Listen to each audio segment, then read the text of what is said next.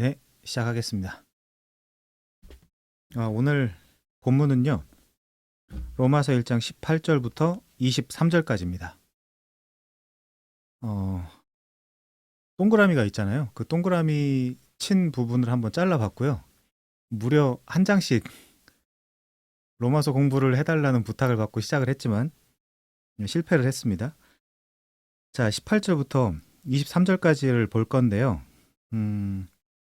이 내용이 32절까지 묶여있기 때문에 제가 아까 32절까지 한번 읽어봐 달라는 부탁을 드렸습니다.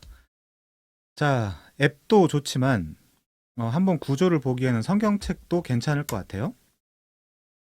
그래서 오늘 본문이 본문인지라 제가 그 옛날에 사사기 강해를 하면서 와 정말 이 본문은 최악의 본문이다라고 얘기한 적이 있는데 오늘 본문도 그 사사기 본문과 거의 비슷한 정도의 그 무슨 설교였지? 아무튼 뭐 그런 얘기를 한 적이 있었던 것 같아요. 사람이 무엇이 관대 뭐 이런 얘기 하면서 했던 것 같은데 자 아무튼 오늘 그 제가 잡은 제목은 이방인의 죄입니다. 이방인의 죄. 그러면서 제가 그 생각하기로는 유대인이 포함된 이방인의 죄 이제 이렇게 한번 생각을 해봤습니다. 자 1장 18절부터 그 책이 있으신 분들은 한번 만져보면서 직접 눈으로 확인해 보면서 따라오시면 좋을 것 같고요. 1장 18절부터 3장 20절까지는 눈으로 한번 보십시오. 거기까지는 이제 바울이 복음의 의미를 좀 더 강화하고 부각하기 위한 복음의 준비 단계로서 인간의 긴박한 상태, 즉 죄에 대해서 설명하는 본문입니다. 한번 구조를 한번 그려보세요. 1장 18절부터 3장 20절까지 굉장히 타이트하게 계속해서 이방인의 죄, 뭐 유대인의 죄, 뭐 전체 인류의 죄 이런 식으로 계속해서 이야기를 하고 있거든요. 자, 인간이 긴박하다라는 게 무슨 뜻일까요? 경제적인 문제 아니면 뭐 어떤 사람들은 좋을 수도 있고 어떤 사람들은 마음에 안 들 수도 있겠지만 뭐 총선의 결과의 문제 뭐 이제 여러 가지 문제들이 있을 수 있겠죠. 근데 실제 인간이 긴박하다라는 것은 성경에서 하나님의 진노 아래 놓여져 있다는 거거든요. 그게 오늘 우리가 보는 그 1장 18절 첫 표현이기도 하죠. 한글 성경 기준으로. 물론 여기에도 접속사가 또 빠졌는데 하나님의 진노 이제 이런 식으로 표현돼 있잖아요. 자, 아무튼 인간이 지금 긴박하다는 것은 하나님의 진노 아래에 놓여져 있다는 것인데 제가 이따 변증을 하겠습니다만은 시간이 있으면 더 길게 이야기를 하고요. 자유주의 신학자들은 굉장히 싫어하는 개념이에요. 하나님의 진노라는 개념. 굉장히 싫어하는 개념입니다. 자, 아까 말씀드린 대로 경제가 어떻고 총선 결과가 어떻고 물론 너무너무 중요하지만 성경 전체의 가치로 볼 때 하나님과의 관계 설정이 최우선이죠. 그것이 이제 우리가 사사히 공부할 때 말씀을 드렸고 설명을 했던 여호와의 전쟁입니다. 여호와의 전쟁은 어떻게 이루어지죠? 여호와께 의존하고 순종하는 것으로 이루어지죠. 자, 1차 수신자인 로마 교회는 이방인과 유대인들로 이루어져 있죠. 1차 수신자인 로마 교회가 진지하게 복음의 의미를 생각하고 받아들이게 하기 위한 일종의 전략적 글쓰기라고 생각하시면 돼요.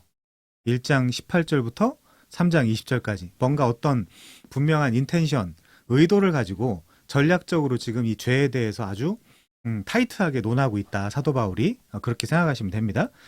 자, 그래서 이방인의 죄를 설명하는 본문인 1장 18절부터 2장 16절 거기와 그리고 훗날 유대인의 죄를 설명하는 본문인 2장 17절부터 3장 8절까지 그리고 이방인과 유대인의 죄를 한 번에 묶어서 설명하는 3장 9절부터 20절까지는 로마 교회의 효율적이고 논리적으로 지금 뭘 하고 있는 거냐? 전부 복음을 전하기 위한 준비 단계, 포석을 깔아놓고 있다고 생각하시면 돼요. 결국 1장 18절부터 3장 20절까지의 주제는 인류의 범죄와 하나님의 정죄함에 대한 보편성, 그러니까 이방인이나 유대인이나 할 것 없이 모두, 그래서 오늘 본문은 물론 이방인을 향한 것이지만 벤다이어그램으로 설명을 하면 교집합이 되는 거죠. 그렇다고 1장 18절부터 2장 16절까지가 좀 이방인에게 방점이 있지 않느냐라고 생각할 수 있을지 모르지만 거기 유대인이랑 상관없는 죄를 이야기한 건 아닙니다. 그걸 이제 좀 이해하시면 좋을 것 같고 그래서 모든 죄는 모든 사람에게 이제 교집합이 되는 거죠. 그래서 로마 교회를 포함하여 우리도 오늘의 이 메시지, 즉 죄에 대한 긴박성에 동의를 해야 결국 복음이 왜 나한테 필요한 건지를 명백하게 이해할 수 있겠죠. 자, 그래서 죄가 로마 교회 안에 이방인이나 유대인에게 강력한 지배자임을 선언하고 상기를 시켜줘야 로마 교회는, 그리고 우리는 하나님의 복음 1장 1절입니다. 그리고 아들의 복음 1장 9절이죠. 그리고 나의 바울의 복음 2장 16절입니다. 이 복음을 아주 진지하고 겸손하게 받아들일 것은 인지상정인 것이죠. 사람이라면 누구나 가지는 보통의 마음이 인지상정입니다. 그래서 내가 죄가 있구나, 심각하구나, 난 되게 하나님 앞에서 어떤 긴박한 상태에 있구나 라는 거를 인정을 해야 그렇다면 어떻게 해야 되지? 저기 예수 그리스도의 복음이 있구나라고 이제 이해한다는 것이죠. 자, 그래서 자신이 무가치한 자임을 스스로 뼈저리게 경험을 한 자라면 하나님이 베푸시는 호의의 복음이 감사할 것이고, 반대로 여전히 자신 스스로가 꽤 괜찮은 사람이라고 생각하고 있다면 은혜의 복음을 쓰레기 취급을 하겠죠. 그래서 성경에서 지금 말씀드린 이 문장의 전자는 거지라고 이제 이야기를 하는 거고요. 후자는 부자라고 이야기를 하는 겁니다. 부자와 나사로의 비유 설교하면서 말씀을 드렸던 것 같아요. 자, 그래서 이 은혜라는 개념, 카리스, 이 은혜, 그레이스라는 개념은 사실 아무나 좋아하는 개념이 아니에요. 그리고 심지어 거부하는 개념이에요. 왜냐하면 은혜라는 거는 공짜로 혹은 호의로, 물론 한국 사람들도 좋아한다고 하지만 공짜로 호의로 베풀어지는 개념이기 때문에 내가 그거밖에 안 된단 말이야? 내가 그거밖에 안 돼? 이제 이런 반응을 자연스럽게 불러오게 하기 때문에 굉장히 좋아하는 개념이 아닐 수 있어요. 어떤 사람들에게는. 그래서 지금 사도 바울이 굉장히 논리적이고 타이트하게 그 포석을 지금 깔고 있다라고 생각하시면 되겠죠. 자, 그래서 은혜는 받을 자격이나 조건이 전무한 자, 그리고 그것을 인식하는 자에게나 절실하게 필요한 개념이에요. 그걸 성경에 푸토코이, 거지들, 푸토코스, 거지 이제 이렇게 표현을 하는 거죠. 그래서 로마 교회가, 그리고 전 인류가 왜 하나님 앞에서 아무것도 가지지 못한 거지인지를 설명하는 본문이라고 이해하시면 되겠습니다. 오늘 지금 우리가 읽은 본문이요. 자, 물론 아무것도 가지지 않았으면 차라리 좋겠지만 문제는 가지지 말아야 할 것까지 가졌으니 그것이 뭐냐? 죄라는 것이죠. 죄. 자, 우리 이 시점에서 한번 what it means를 해봅시다. 첫 번째, 현 시대에 이 복음이라는 것이 왜 쓰레기 취급을 받을까? 한번 생각해 보십시오.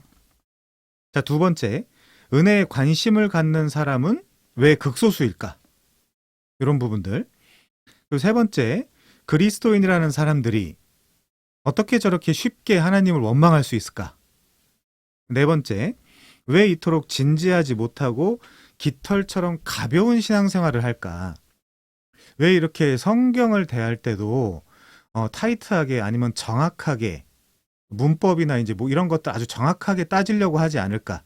그냥 뭐 목사님이 설교하셨는데 뭐 거의 이런 자세로 이제 그 신앙생활을 할까? 자, 이 모든 질문에 대한 답은 우선은 이겁니다. 명백하게 내가 얼마나 큰 죄인인지, 혹은 내가 하나님 앞에 저주받아 마땅한 죄인이라는 사실을 모르고, 혹은 인정하지 않은 상태에서 자기 스스로는 다음 단계, 즉 복음의 단계로 넘어갔다라고 생각하고 있기 때문에 그런 거예요.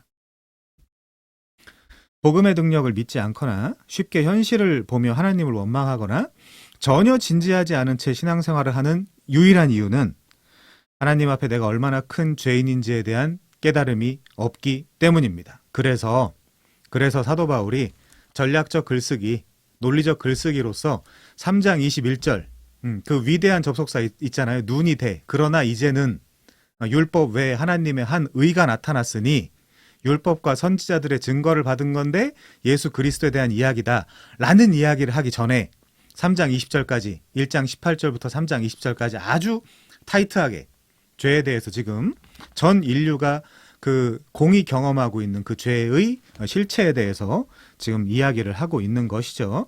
자, 그래서 로마 교회로 하여금 그 깨달음을 갖게 하려고 지금 오늘부터 이제 몇 주간 살펴볼 본문을 기록을 한 것이라고 이야기할 수 있습니다.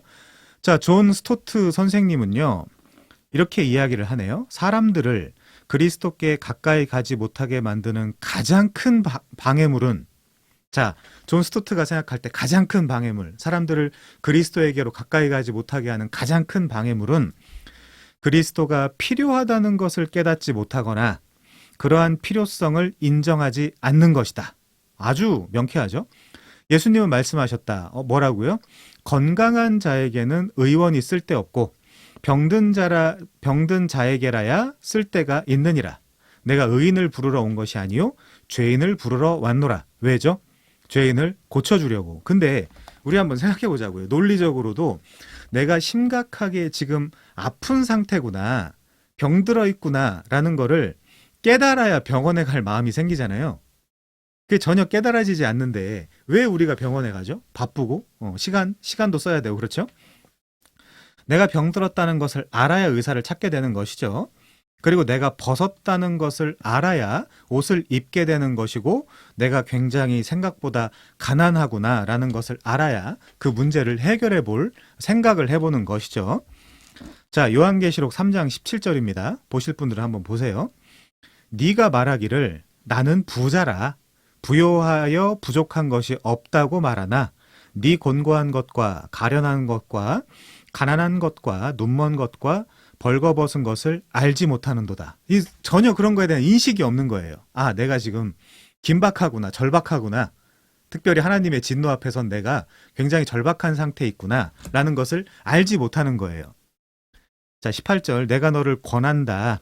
내게서 불로 연단한 금을 사서 부요하게 하고 흰 옷을 사서 벌거벗은 수치를 보이지 않게 하고 안약을 사서 눈에 발라보게 하라. 이렇게.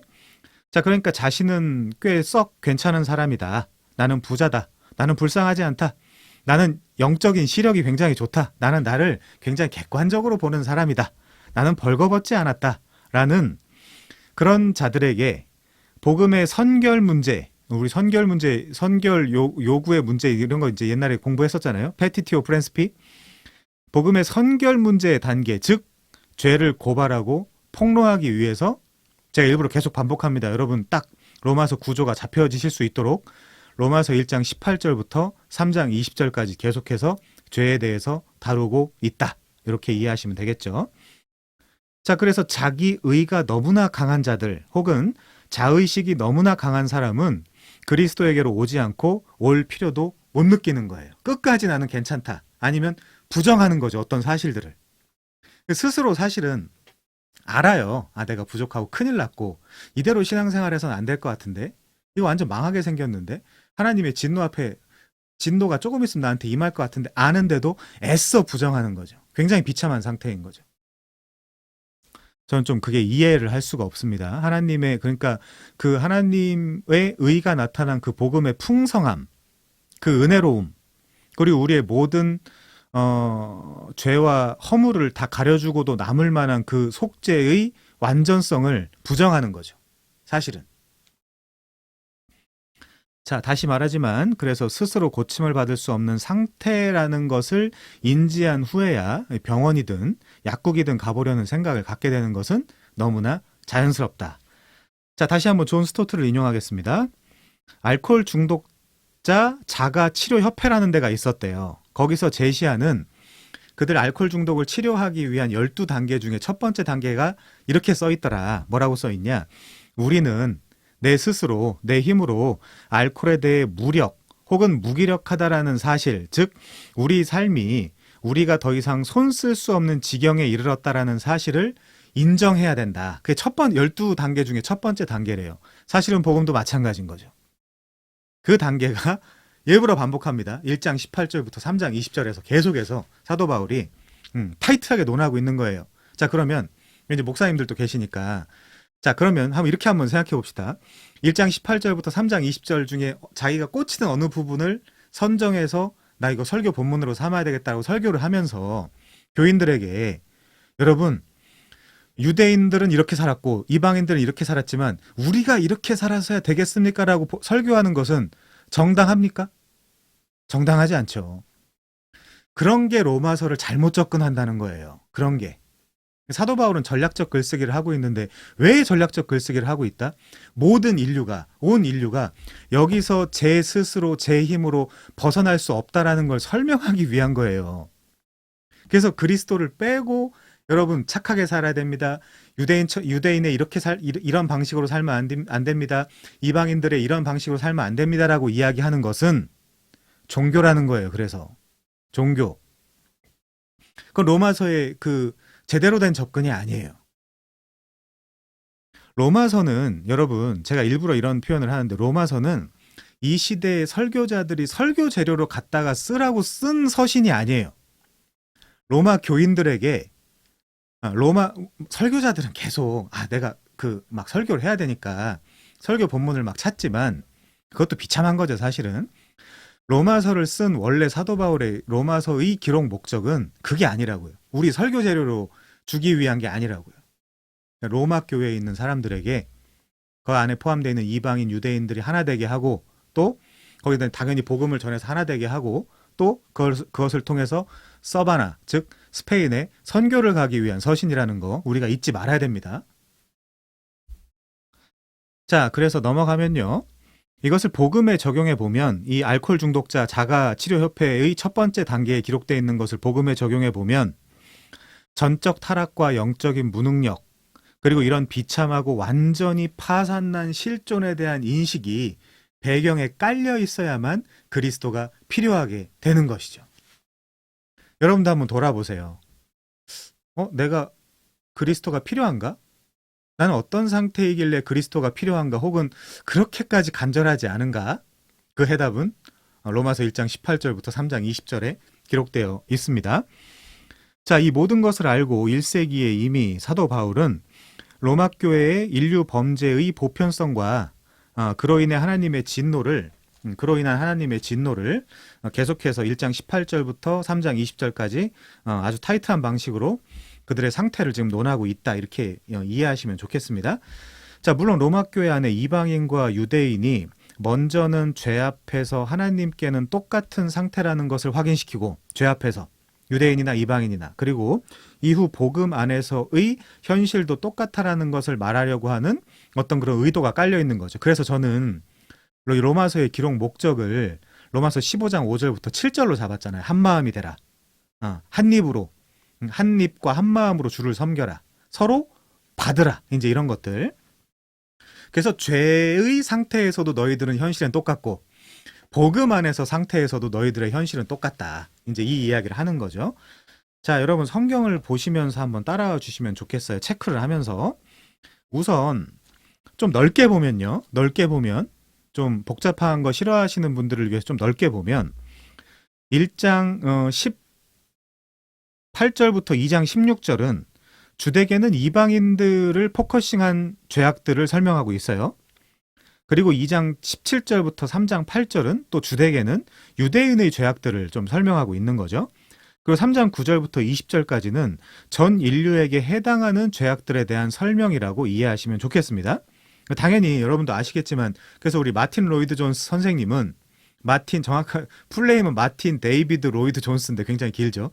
아무튼 로이드 존스 선생님은 로마서 강해를 시작하는데 내가 여기를 빨리 사람들한테 전해주고 싶다라고 하면서 어디서부터 설교하죠? 그래서 3장 21절부터 설교하는 거예요.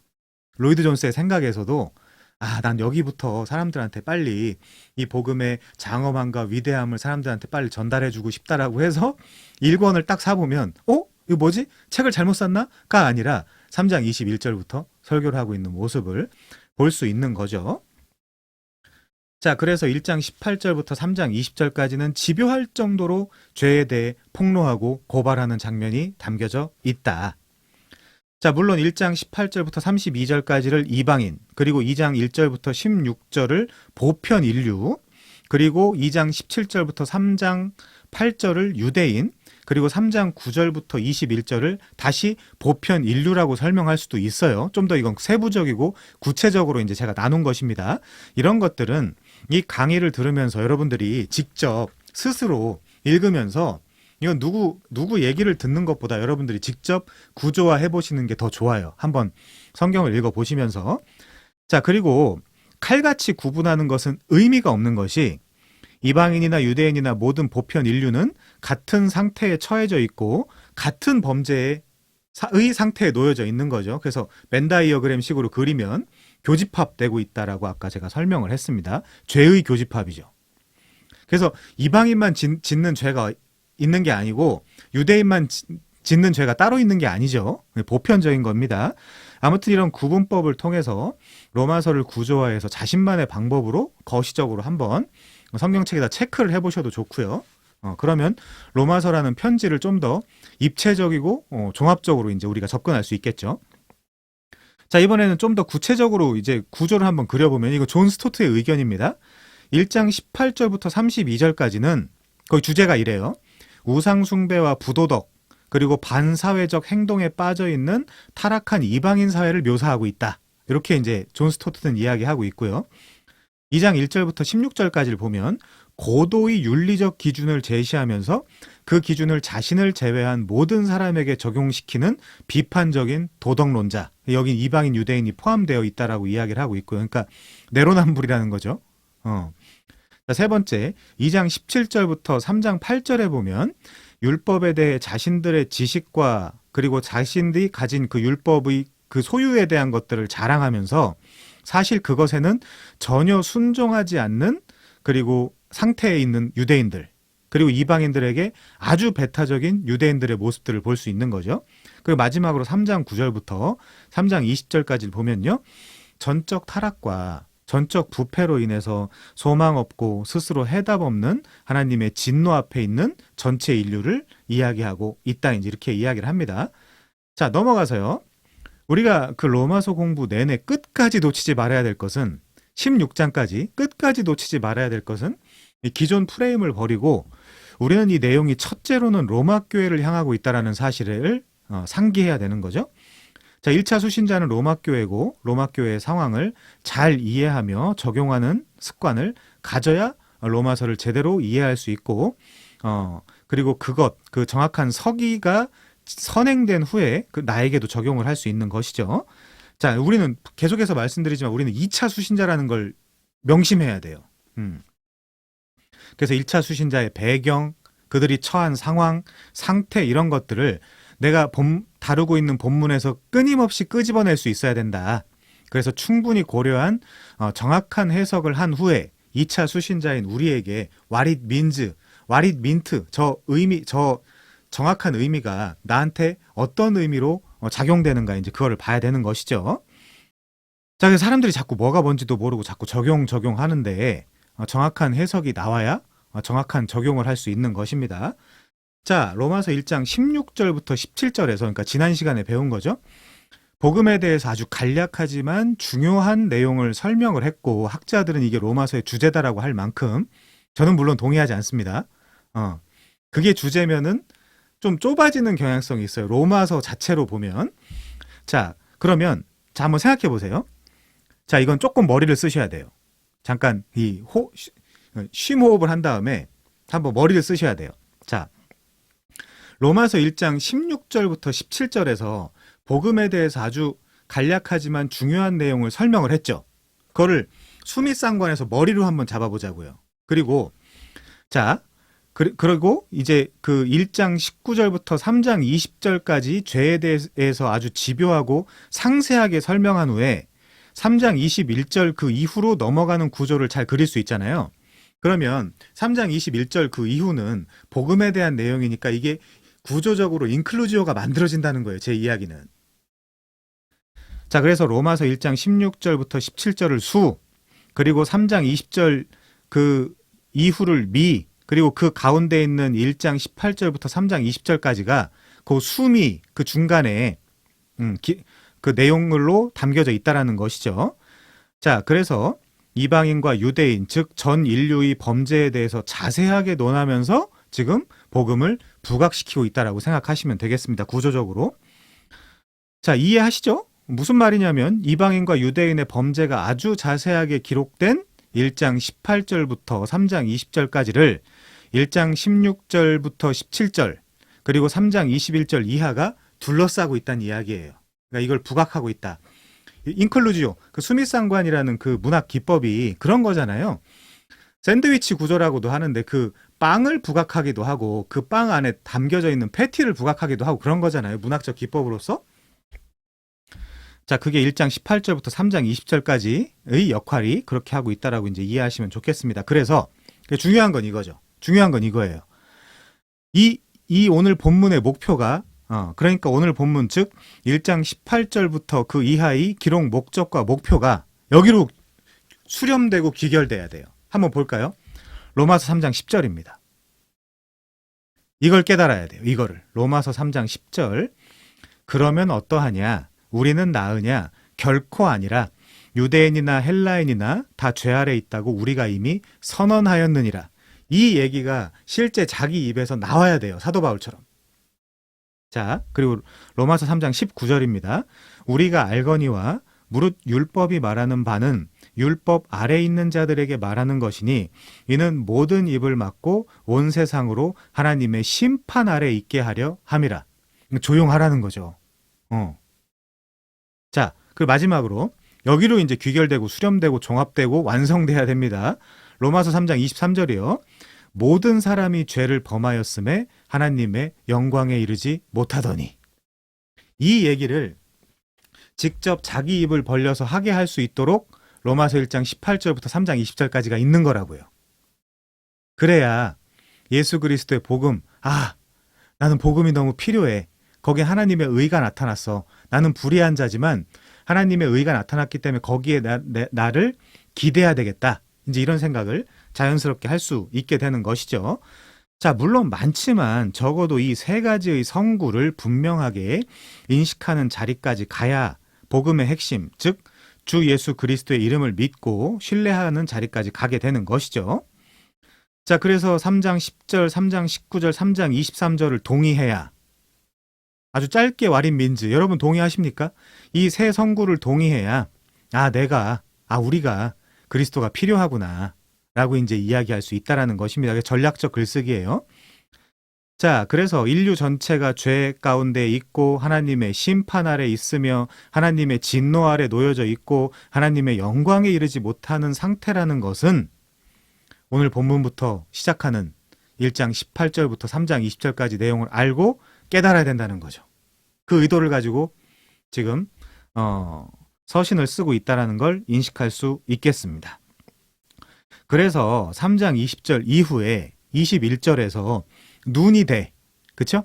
위대한 접속사라고 이제 신학자들이 이야기하는 눈이 돼. 그러나 이제는 율법 외에 하나님의 한 의가 나타났으니 율법과 선지자들에게 증거를 받은 것이라 곧 예수 그리스도를 믿음으로 말미암아 모든 믿는 자에게 미치는 하나님의 의니 차별이 없느니라. 의하면 여러분들 딱 이제 떠올리셔야 돼요. 하나님의 의하면 어떤 것인지. 관계적인 언어지. 자, 그러면 우리한테 한번 적용을 좀 또 한번 해볼까요? 여러분은 어떠세요? 복음이 현재 절실한 상태에 있으십니까? 총선 결과도 있고 경제도 어렵고 비트코인도 어렵고 여러 가지 막 공포스럽고 아주 내 삶이 불안한 상태에 있지만 여러분들한테 제일 불안한 게 뭐죠? 제일 간절한 거, 제일 시급하고 제일 긴급한 게 뭡니까?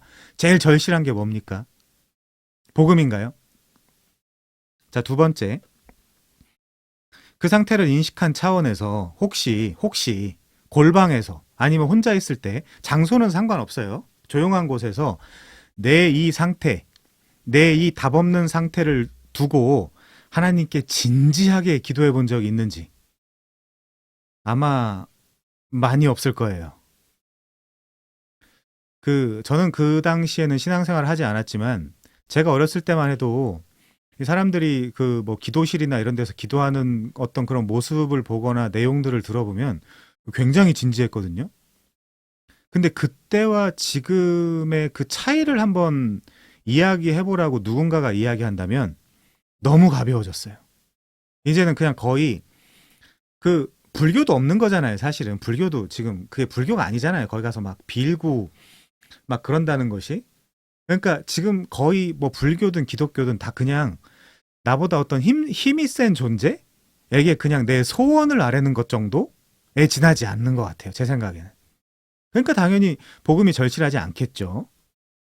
자, 그래서 실제 필요를 구하는 기도 외에 진짜 하나님과의 관계만을 생각하는 골방 기도를 한번 해보신 적이 있는지.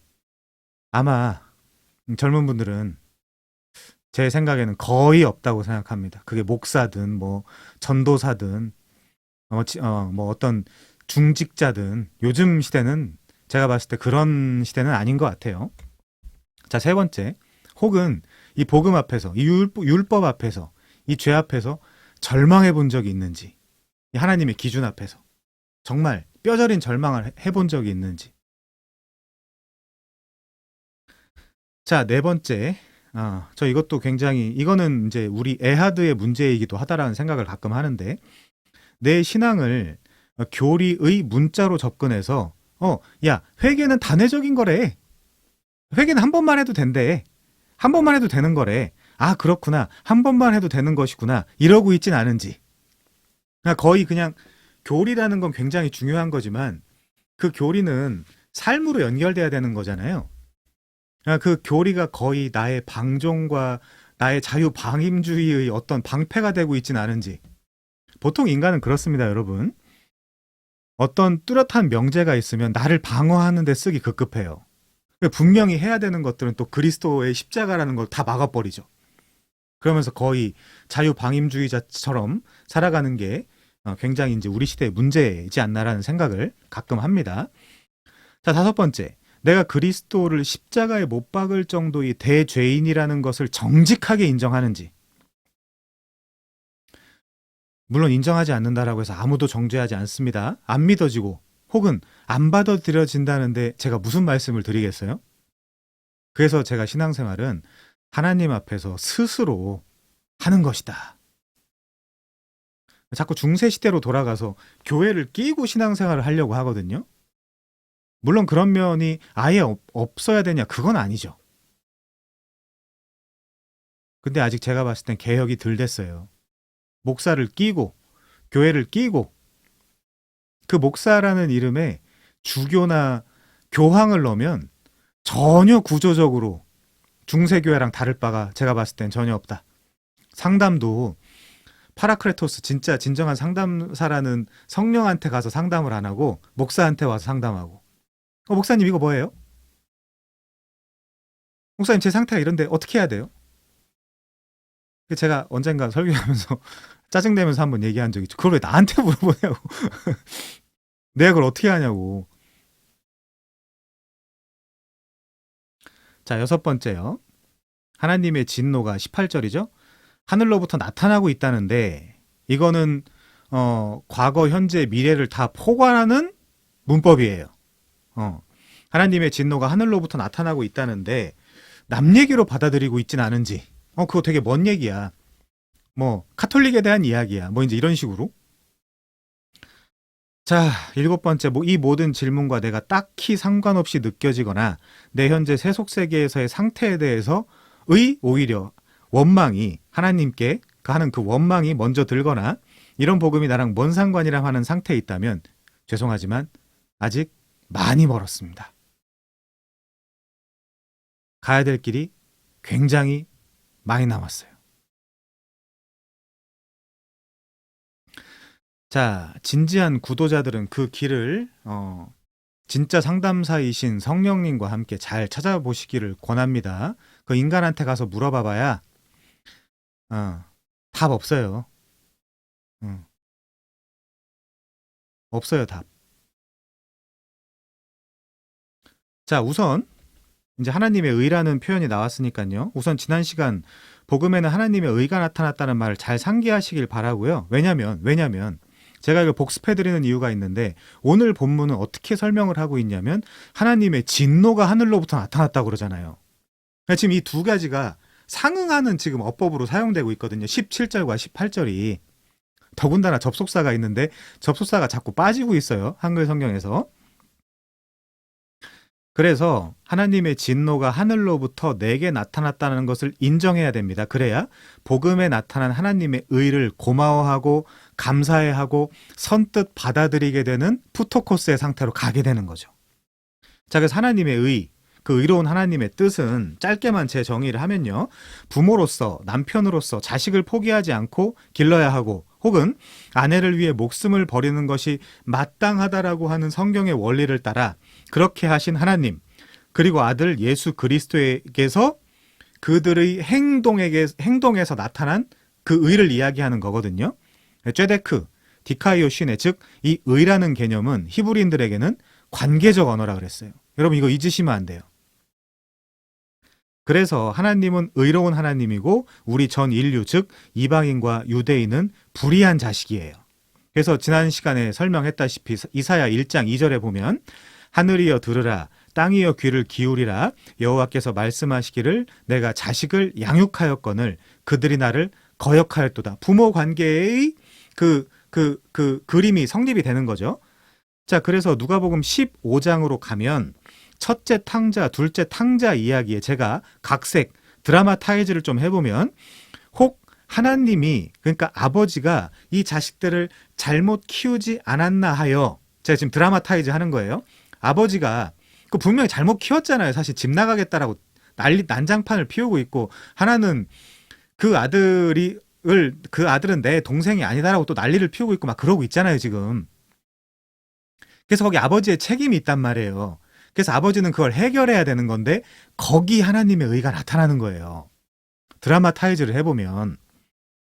자, 그래서 이 둘을 구원하는데 아버지의 희생을 담보하는 내용이 바로 의로운 하나님이라는 개념이에요. 누가복음 15장 가서 두 가지만 한번 보시죠. 어떻게 쓰여 있나? 이 굉장히 중요한 표현이거든요. 누가복음 15장 20절 한번 보세요. 이거 둘째 탕자입니다. 자, 아직도 거리가 먼데 아버지가 그를 보고 측은히 여겨 달려가 목을 안고 입맞추니, 아버지가 나서죠. 자, 두 번째, 누가복음 15장 27절입니다. 그가 노하여, 이거 첫째 아들이 노한 거예요. 들어가고자 하지 아니하거늘 아버지가 나와서 권한대. 지금 이 둘째는 사실 이방인이나 세리나 죄인들을 상징하기도 하고, 이 첫째는 유대 율법주의자들, 그들을 상징하는 거잖아요. 누가복음의 문맥적으로. 근데 둘 다 지금 아버지가 나서고 있잖아요. 아버지가 그 주어로 되어 있죠. 이게 하나님의 의예요. 하나님의 의. 자, 예레미야 31장 32절에도 이렇게 기록되어 있죠. 이 언약은 내가 그들의 조상들의 손을 잡고 애굽 땅에서 인도하여 내던 날에 맺은 것과 같지 아니할 것은 내가 그들의 남편이 되었어도. 그러니까 어떤 문자주의자들은 그렇게 해석할 수 있겠죠. 아니, 지금 부모라는 거야, 남편이라는 거야. 아니, 거기서 그 의미만 취하라고요. 그 의미만 취하면 되잖아요. 그렇죠? 내가 그들의 남편이 되었어도 그들이 내 언약을 깨트렸음이니라, 여호와의 말씀이니라. 여기서는 남편과 아내의 관계. 그러니까 지금 예레미야 31장 32절에선 누가 나서고 있죠? 아내가 먼저 나섭니까? 아니죠. 남편이 나서고 있죠. 이것도 남편의 의예요. 아버지의 의, 남편의 의. 자, 이번 기회에 이 의라는 단어를 꼭 정리하시면 좋을 것 같고요. 자, 그래서 하나님은 우리 부모이고 또 남편으로서의 모든 역할을 다 한 거죠. 그것을 의로운 하나님이라고 하는 것입니다. 그러나 우리는 자식으로서 그리고 아내로서도 모든 역할을 제대로 하지 않았고요. 그것을 성경에서 언약에 실패했다, 이제 이런 식으로 이야기를 하는 겁니다. 그것을 구약에서는 불의한 자녀 혹은 음란하고 간음한 아내라고 표현을 하는 거죠. 때로는 창녀라고 표현하고 있기도 하고요. 그래서 본문 17절에 복음에는 끝까지 부모 역할, 끝까지 남편 역할을 한 하나님의 의가 나타났다고 하는 거예요. 하나님의 진노를 우리 설명하기 전에 17절을 지금 정리하고 가는 겁니다. 그러니까 당연히 우리는 출애굽 사건 그리고 호세아 사건을 떠올릴 수밖에 없는 거죠. 자, 세 번째로는 물론 왕과 백성으로도 유비할 수 있겠죠.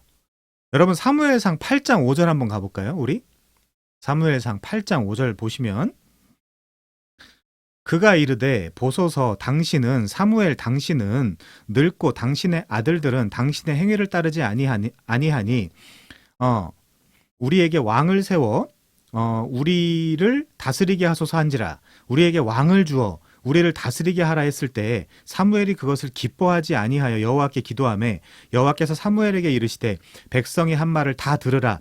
이는 그들이 너를 버림이 아니요 나를 버려 자기들의 왕이 되지 못하게 함이니라. 약간 F로서 뭐가 느껴져? 약간의 그 서운함이 느껴지지 않아요? 서운함을 잘 모르나? 자, 사무엘상 8장 19절 이하에 보시면요.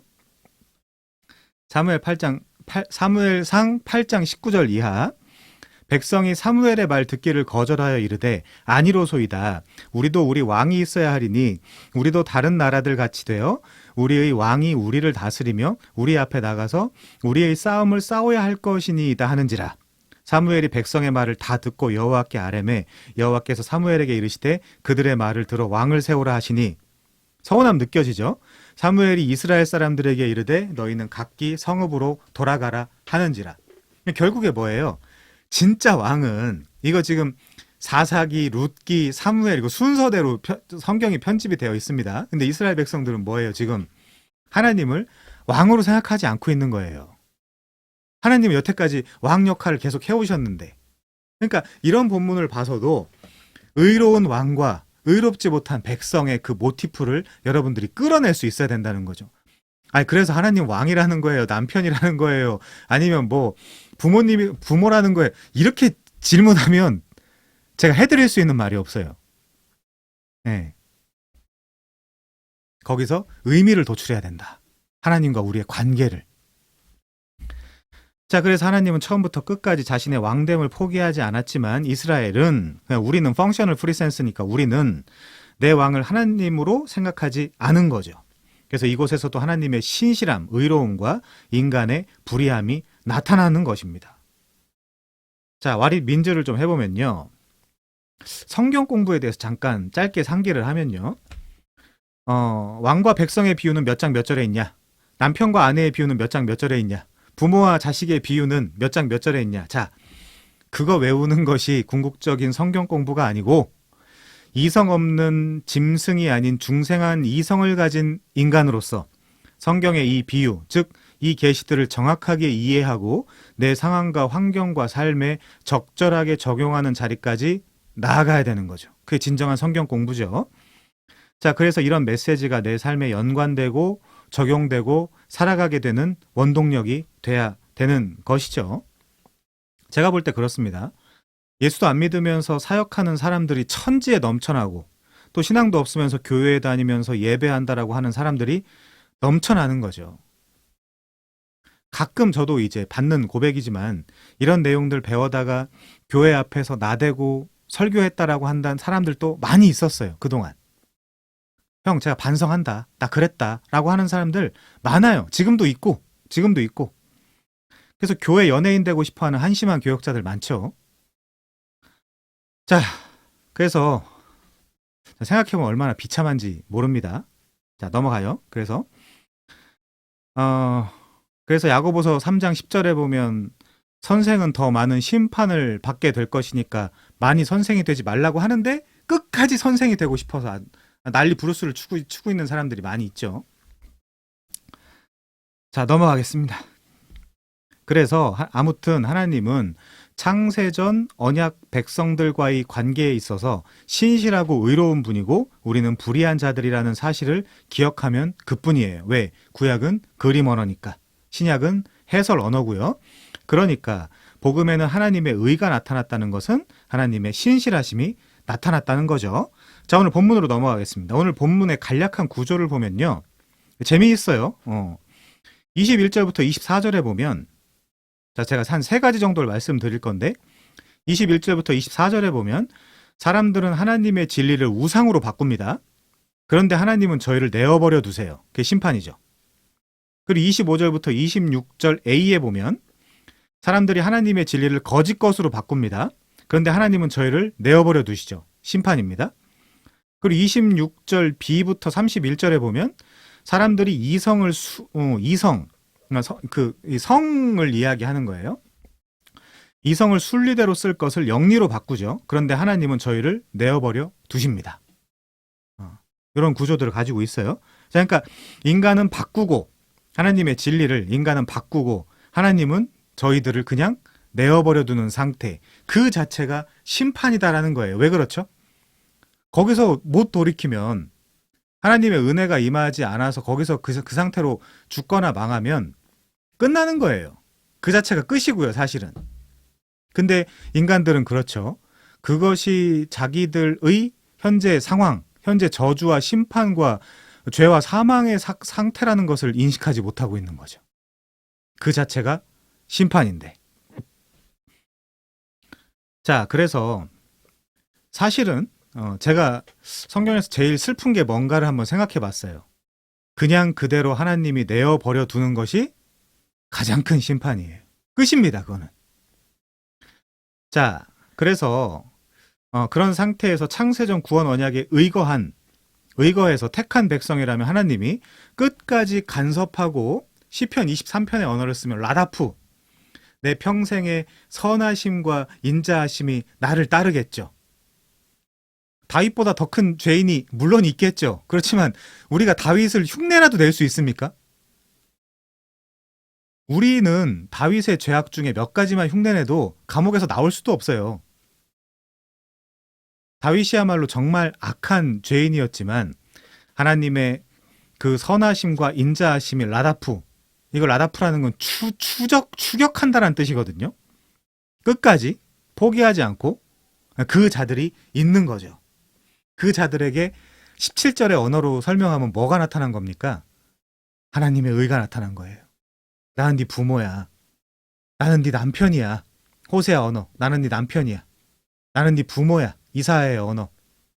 그리고 나는 또 뭐가 있을까? 왕이야. 너는 나를 버렸지만 나는 너를 버릴 수 없어. 그것도 호세아에 기록이 되어 있는데 아무튼 자, 그 이야기를 구약을 통해서 이제 이야기를 해보면요. 사사기 6장 1절에 보면 저만 읽을게요. 이스라엘 자손이 또 여호와의 목전에 악을 행하였으므로 여호와께서 7년 동안 그들을 미디안의 손에 넘겨주셨다. 포기한 거죠. 잠깐 동안. 자, 이사야 13장 1절에 보면 이스라엘 자손이 다시 여호와의 목전에 악을 행하였으므로, 그러니까 얘네들은 바꾸고 진리를 바꾸고 거짓 것으로, 그리고 여호와께서는 그들을 40년 동안 블레셋 사람의 손에 넘겨주셨다. 내어버려 두셨다. 구약에서 다 끌어오는 거라고 제가 설명을 했죠. 사도 바울의 언어 사용 습관, 사도 바울뿐만이 아니라 신약을 기록한 사도들의 언어 사용 습관은 다 구약에서 차용한 것들입니다. 그 역대하 24장 24절에도 보면요. 아람 군대가 적은 무리로 왔으나 여호와께서 심히 큰 군대를 그들의 손에 넘기셨으니 이는 유다 사람들이 그들의 조상들의 하나님 여호와를 버렸습니다. 똑같죠? 똑같은 구조죠. 진리를 거짓 것으로 바꾸고 하나님은 내어버려 두고. 자, 역대하 30장 7절에도 보면요. 너희 조상들과 너희 형제들과 같이 하지 마라. 그들은 그의 조상의 하나님 여호와께 범죄하였으므로 여호와께서 멸망하도록 버려두신 것을 너희가 똑똑히 보는 바 아니라. 얘들은 하나님의 진리를 바꾸고 하나님은 얘들을 내어버려 두고. 내어버려 둔 자체가 뭐다? 심판이다. 심판이다. 자, 이것이 인류의 가장 큰 문제입니다. 그렇기 때문에 여호와와 함께 하고 있지 않은 상태, 임마누엘 하고 있지 않은 상태는 그 자체가 저주예요. 그리고 그들 중에 창세전 구원 협약에 의거해서 택한 몇 사람들에게는 하나님의 의가 나타나는 거예요. 나 부모다, 왕이다, 남편이다 이렇게. 자, 그래서 하나님의 개입이 없이 하나님이 침묵하시는 상태 혹은 유기하는 상태가 가장 심각한 상태죠. 자신은 죽었는데 사실은 죽었는데 살아있다라고 여기는 상태. 자꾸 지옥이 두려워서 신앙생활을 한다라고 하는 사람들이 있는데 지옥의 두려움보다 더 큰 두려움은 하나님과의 관계가 끊어진 데 있다라는 사실을 우리가 알아야 되는 거죠. 그 하나님과의 관계가 끊어진 것을 순서상 논리상 더 큰 두려움으로 두려워해야 되는 것이 맞는 거죠. 자, 존 스토트는 이렇게 말합니다. 하나님의 진노가 하나님께서 개입하시는 방식으로 나타나지 않고 엄밀히만에 하나님께서 간섭하지 않고 인간이 제멋대로 행하도록 내버려두는 방식으로 발휘된다는 것은 나에게는 너무나 놀랍다. 그 말은 뭐예요? 무섭다는 거예요. 시편에도 있죠. 우리가 죄에 그렇게 예민하지 않은 이유는 하나님이 인간이 죄를 지을 때마다 바로바로 심판을 하거나 정죄하지 않기 때문이다. 그런 얘기도 있죠. 자, 그렇기 때문에 하나님의 부재, 하나님의 침묵, 이것이야말로 성도가 가장 고통스러운 상태이지 않는가 싶습니다. 자, 이거는 운동을 해도 안 되고, 술을 마셔봐도 안 되고, 등산을 해봐도 안 되고, 심리학자를 찾아가도 해결이 안 되는 문제죠. 결국에는 어떻게 해야 되는 문제입니까? 그리스도를 통해서 잃어버린 하나님을 찾는 방법밖에 없어요. 그 씨름, 그 신앙의 진지한 씨름을 해야 되는 거지. 제도권 교회 가서 시키는 대로 주보에 기록된 대로 그거 하나하나 같이 참여하고 한다라고 해서 이게 이루어지는 것은 절대 아니죠. 아브라함도 약속을 받은 후에 무려 25년간 하나님의 침묵을 경험하죠. 저는 그때 아브라함의 심정이 어땠을까 한 번씩 생각해 볼 때가 있어요. 하나님이 약속을 주세요. 75회. 약속을 주시고 25년간 침묵하세요. 그때 아브라함이 어땠을까? 25년간, 무려 25년간 나타나지 않는 하나님, 그 하나님의 침묵과 부재 앞에서 아브라함은 어땠을까? 물론 이 시기 동안 우리가 그 성경 전체의 메시지를 추론해 보면 이 시기 동안 성품을 형성하죠. 인내를 배우고 하나님을 알아가는 시기, 그리고 그 약속을 계속해서 상기하고 붙잡고 기다리는 그런 어떤 긍정적인 의미들을 부여할 수 있겠죠. 우리는 25일도 못 기다리는데, 그래서 하나님이 아브라함한테 접근하신 방법과 똑같은 방식으로 우리에게도 접근한다는 사실을 아셔야 돼요. 그래서 여러분들이 예수 그리스도를 믿고 있다면, 이프문입니다. 예수 그리스도를 믿고 있다면 너무 그 하나님의 부재처럼 느껴지는, 그게 아닐 수도 있잖아요. 느껴지는 이니까. 그 사건을 너무 그렇게 느낌은 그게 중요한 게 아니에요. 네. 사실이 중요해요. 사실. 자, 그래서 본문은 이 내용을 가지고 논리적 전개를 따라서 인류를 죄 가운데 묶으려는 것이죠. 인류를 죄 가운데 묶어서 어쩌자고요. 어쩌자고요. 자, 우리 로마서 11장 32절 보겠습니다. 중요한 선구예요. 인류를 죄 가운데 꼼짝달싹할 수 없게 묶어서 어쩌자고요. 로마서 11장 32절입니다.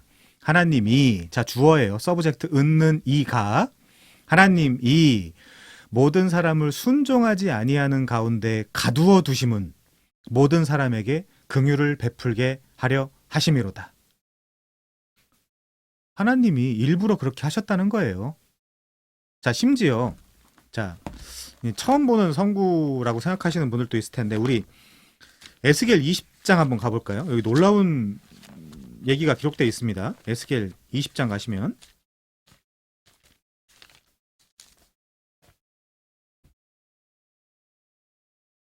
25절 볼까요? 내가 그들에게 선하지 못한 율례와, 아니 하나님한테 선하지 못한 게 나올 수 있습니까? 선하지 못한 율례와 능히 지키지 못할 규례를 주었대요. 일부러. 그들이 장자를 다 화제로 드리는 그 예물로 내가 그들을 더럽혔음은, 누가 더럽혔다고 하는 거예요? 주어가, 우리 그 느낌 말고 자꾸 우리 너무 느끼지 말자고요. 그냥 이 글은 글 그대로 보자고요. 요즘 자꾸 성경을 느끼는 분들을 자꾸 제가 만나가지고 좀 힘든데, 개인적으로는요. 자, 그들의 장자를 다 화제로 드리는 그 예물로 내가 그들을 더럽혔음은 그들을 멸망하게 하여 나를 여호와인 줄 알게 하려 하였습니다. 여러분, 에스겔 20장 한번 쭉 문맥적으로 한번 잘 읽어보세요. 어떤 내용을 담고 있는지. 오늘은 이걸 다 다룰 수는 없기 때문에. 자, 그러면 다시 로마서 11장 32절로 와서 하나님이 모든 사람을 순종하지 아니하는 가운데 가두어 두심은 모든 사람에게 긍휼을 베풀려 하심이로다. 그러면 자, 로마서 1장 18절부터 3장 20절이 왜 써 있는 거예요? 얘네들 이렇게 했으니까 예증적으로 너네들은 이렇게 살지 말라고? 착하게 살라고? 이 유대인들과 이 이방인들을 뛰어넘어서 착한 행실을 가지고 살라고? 선하게 살라고? 아니죠. 3장 21절을 이야기하기 위함이죠. 3장 21절 이하를. 예수 그리스도. 자, 넘어가서요. 그래서 1장 18절부터 3장 20절은 복음의 준비 단계입니다. 복음의 준비 단계. 자, 근데 본문은 계속 왜냐하면으로 논리적으로 본문이 종속적으로 이루어져 있어요. 프랭크 틸만은 이렇게 말하네요. 바울은 여러 종속절로 이루어진 논의로 조리 있게 이 점을 설명한다. 바울은 하나님이 인간의 불경건함과 불의에 대해 그들을 공정하게 처벌할 수 있다고 주장한다. DOT, 왜냐하면 하나님에 대한 지식이 그들에게 보이기 때문이다. 그러면 하나님에 대한 지식은 그들에게 보인다. 가르, 왜냐하면 하나님이 그 지식을 그들에게 보여주셨기 때문이다. 하나님은 그 지식을 그들에게 보이게 만드셨다. 가르, 왜냐하면 그것이 하나님이 만드신 세상에 분명하게 나타났기 때문이다. 하나님이 세상에 그분에 대한 지식을 분명하게 하신 그 결과로 인간은 변명하지 못한다. DOT, 왜냐하면 이걸 다 빼먹었어요. 왜냐하면을. 굉장히 이게 논설문이거든요. 말하자면. 굉장히 타이트한 논리 구조를 가지고 있는. 그들은 하나님의 존재와 그분이 하신 일을 알고도 그분께 영광을 돌리거나 감사하지 않기 때문이다. 왜냐하면 DOT 가르 DOT 가르. 그러니까 DOT나 가르나 다 똑같은 표현이에요. 너무 그 단어가 다른 거에 집착하지 않았으면 좋겠습니다. 자, 아무튼 복음 안에만, 물론 아들 안에서만, 예수 안에서만 하나님의 의가 나타났다는 것이 로마서의 핵심 메시지죠. 그래서 로마 교회 안의 이방인 그리스도인들과 유대 그리스도인들이 로마서 15장 5절부터 7절에 보면 복음 안에서 서로 뜻이 같게 되고 한 마음과 한 입을 가지며 너희들, 즉 이방인 유대인 할 것 없이 서로 받으라는 것이죠. 복음 안에서만 그것이 가능하다라는 것입니다. 자, 아무튼 오늘 본문은 1장 18절부터 32절인데 여기는 러프하게나마 이방인들이 주된 대상이에요. 사실은 본문에 에트네라는 헬라어, 즉 이방인이라는 단어는 없어요. 그래서 그 명백한 증거가 되진 않아요. 이건 이방인들만을 위해 쓰였다라는 이야기가. 대신에 그저 아우토이스 2인칭 복수 형태죠. 3인칭이겠네. 그들로 이렇게 지칭이 됩니다. 그러니까 이방인만을 대상했다라는 자체 증거는 본문에 기록되어 있지 않아요. 그들의 복수형이에요. 그의 복수형. 아우토이스. 그냥 그들 이제 이렇게 이제 표현을 하는 거죠. 그러니까 에트네 이방인이라는 표현이 없어요.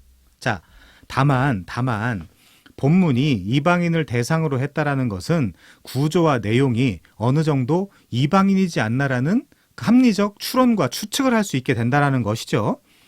최근 이 로마서 신학계의 동향은 이방인으로 보지 않으려는 경향과 이방인과 유대인이 뒤섞여 있다라는 경향으로 바뀌었어요. 옛날에는 그냥 이 부분은 딱 이방인, 그 다음 부분은 유대인 이렇게 이야기를 했는데 요즘은 아예 이방인으로 안 보려고 하거나 아니면 유대인과 이방인을 한 번에 보려고 하는 그 학계 동향이 약간 바뀌었습니다.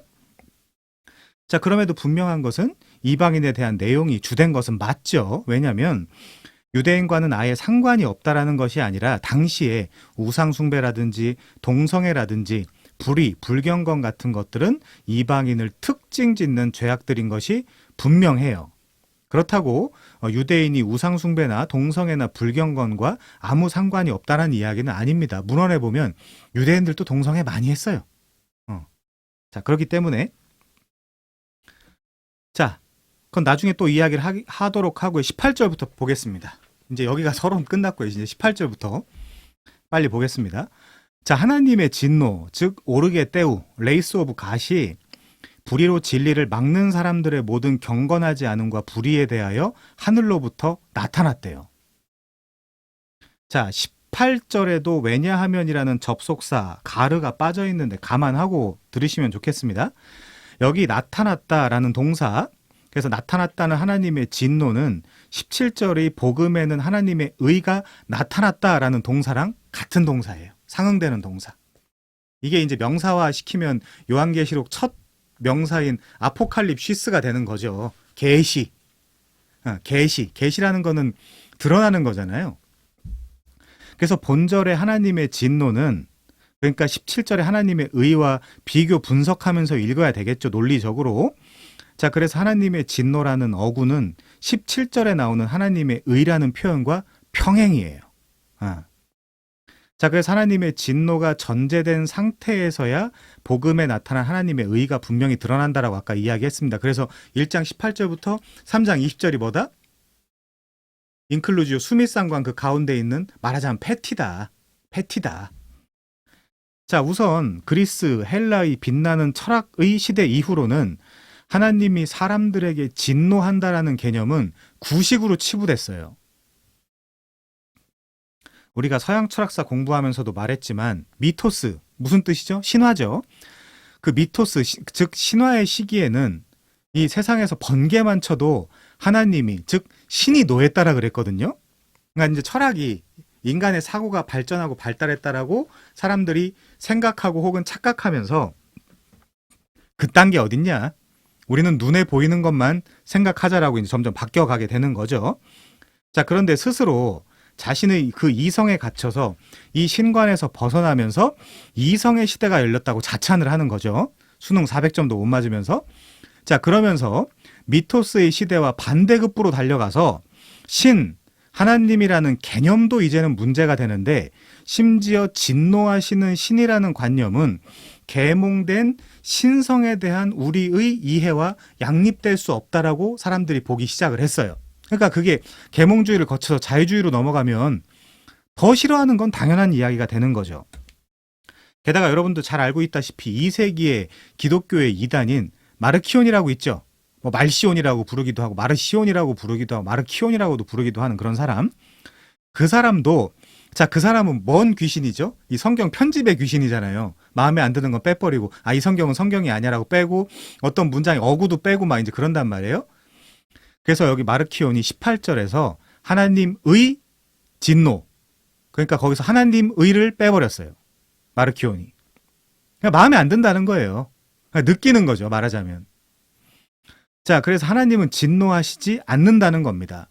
그래서 그 마르키온이 추구한 거는 소위 현 시대가 말하는 사랑의 하나님이에요. 그래서 구약의 무서운 하나님은 삭제해야 된다. 삭제해야 된다라고 이제 그런 주장을 계속해서 펼치게 된 것이죠. 자, 그래서 마르키온은 여러 문제가 많은 이단이지만, 분명히 이단입니다. 그의 가장 큰 문제는 성경을 제멋대로 편집하는 거죠. 일단 하나님의 진노에 관련된 것들은 다 삭제하길 원했어요. 왜? 하나님은 사랑의 하나님이어야 하니까. 그래서 구약의 하나님은 무서운 하나님이니까 하나님이 아니야. 신약의 예수님은 사랑의 하나님이니까 하나님이 맞아. 이런 식으로 자기가 느끼는 거죠. 느끼는 거예요. 자, 근데 놀랍게도 계몽주의를 거치며 기독교 자유주의가 꽃을 피우면서 현 시대에 엄청난 수의 마르키온들이 양산되고 있습니다. 에잇마일이라는 영화 보셨어요? 에잇마일에 그 에미넴이 나오는 영화인데, 그 비꼬면서 그 에미넴이 원팍, 투팍, 쓰리팍, 포팍 막 그러잖아요. 너도 투팍이고 너도 투팍이고 너도 투팍이다 막 그런 얘기 하잖아요. 근데 얘도 마르키온이고 얘도 마르키온이고 얘도 마르키온인 거나 마찬가지인 거예요. 그러면서 자기는 이단이 아니라고 자기는 너무나 공정하다라고 생각해요. 사람들이. 그러니까 느끼는 거죠, 그냥. 어떤 사실이나 진리가 중요한 것이 아니라 나는 그렇게 봐. 나는 그렇게 생각해. 나는 그렇게 느껴. 자, 그래서 제 멋대로 성경을 보는데 이게 주관적 성경 읽기에 아주 패착이죠. 자신이 현대의 마르키온이라는 것을 모르는 사람들이 많아요. 그 말은 이단이라는 건데. 자, 이 시대의 보수신학도 이제 다 늙고 게을러서 섬세하고 세심하게 이단 논쟁을 안 하죠. 피곤하거든요, 사실은. 그래서 성경에서 제멋대로 어떤 개념이나 진리를 거부하거나 편집하는 것을 굉장히 진보된 혹은 세련된 기독교로 제 스스로도 인식하고 있는데, 그것은 이미 기독교가 아닙니다. 요한계시록 22장 18절부터 19절에 보면 그렇게 하지 말라고 기록이 되어 있죠. 자, 그건 나중에 한번 찾아보시고요. 자, 아무튼 역사적으로 이 진노하시는 하나님이라는 개념을 가장 거부한 집단이 자유주의 신학자들이에요. 자유주의 신학의 핵심은 계속 말씀드리지만 주관적 성경 읽기잖아요. 그래서 현대 신학의 아버지 슐라이마어는 절대 의존 감정, 느끼자, 이제 이렇게 넘어가는 거죠. 우린 다 주관적으로 느끼자. 자, 그러면서 자신을 현대신학의 아들 혹은 딸이라고 소개하는 사람들 중에 어떤 사람들은 뭐가 뭔지도 모르고 근본주의나 문자주의 같은 것들을 아주 비난하며 비판하기도 하죠. 자기가 지금 뭘 하고 있는지도 잘 모르고 있는 것 같아요, 사실은. 그렇다고 정확하게 현대신학을 꿰뚫고 있냐, 이제 그것도 아니야.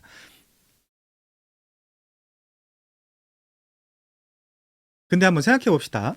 저도 근본주의에 여러 심각한 문제가 있다고 생각하지만 예를 들어 성경 무호, 동정녀 탄생, 그리스도의 대속적 구속, 육체의 부활, 예수 재림 같은 것들을 무시하면 어떻게 됩니까? 그리고 적어도 우선은 성경을 문자적으로 접근해야죠. 그 문자적으로 접근해서 그 그래머, 그 문법을 정확하게 파악하지 않으면 어쩌자는 겁니까? 그러니까 계속 느끼기만 하는 거예요, 계속. 사람들이 워낙 가스라이팅을 잘 당하다 보니까 근본주의, 문자주의 이런 개념들이 나오면 그냥 개거품을 물기 시작하죠.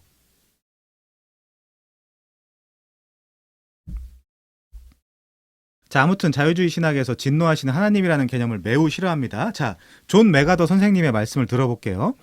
진노하시는 하나님이라는 개념은 타락한 인간 본성의 희망사항에 역행하며 심지어 많은 그리스도인들에게도 걸림돌이다. 383장도 걸림돌이에요. 현대의 많은 그리스도인들이 복음을 전하면서 그리스도 안에서 얻는 풍성한 삶, 구원이 주는 기쁨과 복, 그리스도를 믿는 믿음이 주는 평화만을 이야기한다. 이 모든 유익은 참 믿음에서 비롯되지만 하나님의 구원 계획의 전체 그림은 아니다. 하나님이 죄와 가담하는 자들을 심판하신다는 사실이 수반하는 필연적 진리도 전달해야 한다. 제임스 패커의 말도 한번 들어볼까요? 하나님이 죄를 처벌하심으로 진노를 표출하는 것이 도덕적으로 의심스러운 것이 아니라 요새 사람들은 그러잖아요. 어떻게 하나님이 심판하는 하나님이 어디 있냐, 지옥을 보내는 하나님이 어디 있냐, 이제 그렇게 이야기를 하잖아요. 하나님이 죄를 처벌하심으로써 진노를 표출하는 것이 도덕적으로 의심스러운 것이 아니라 오히려 그렇게 그분의 진노를 보여주시지 않으시는 것이야말로 도덕적으로 의심스러운 것이다. 하나님이 모든 죄와 잘못에 대해 마땅한 징벌을 내리지 않는다면 그분은 결코 의롭지 않다. 나는 그런 하나님을 섬기고 싶지 않다. 프레드릭 브루너도 마찬가지입니다. 이렇게 이야기하네요. 하나님이 사악한 죄에 대해 진노하지 않으신다면 그분은 찬양받으실 만한 분이 될 수 없다. 이렇게. 그런데 성경은 하나님의 진노가 쏟아지는 그날에 대해서 굉장히 많이 이야기하고 있죠. 저만 볼게요. 구원이란 무엇인가 때 한번 했으니까. 자, 스바냐 1장 14절에 보면 여호와의 큰 날이 가깝도다. 가깝고도 빠르도다. 여호와의 날의 소리로다. 용사가 거기서 심히 슬피 우는도다. 그날은 분노의 날이요, 환난과 고통의 날이요, 황폐와 패망의 날이요, 캄캄하고 어두운 날이요, 구름과 흑암의 날이요, 나팔을 불어 경고하며 견고한 성읍들을 치며 높은 망대를 치는 날이로다. 그 이하는 한번 나중에 읽어보시고요.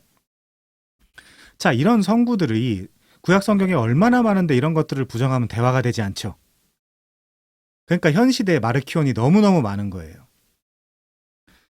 자, 예를 들어 자유주의에 잠식된 사람들은 자꾸 이런 것들을 임의적으로 빼어버리는데 나는 이런 성구는 보고 싶지 않다거나 관심이 없다고 말하거나 자신의 마음이 드는 성구들만 취하는 거죠. 아모스 5장 18절도 이렇게 이야기합니다. 화 있을진저 여호와의 날을 사모하는 자여 너희가 어찌 여호와의 날을 사모하느냐 그 날은 어둠이요 빛이 아니라 이렇게. 자, 데살로니가 후서 1장 9절에도 그들이 우리에 대하여 스스로 말하기를 우리가 어떻게 너희 가운데 들어갔는지와 너희가 어떻게 우상을 버리고 하나님께로 돌아와서 살아계시고 참되신 하나님을 섬기는지와 또 죽은 자들 가운데서 다시 살리신 그의 아들이 하늘로부터 강림하실 것을 너희가 어떻게 기다리는지를 말하니 이는 장래의 노하심에서 우리를 건지시는 예수시라.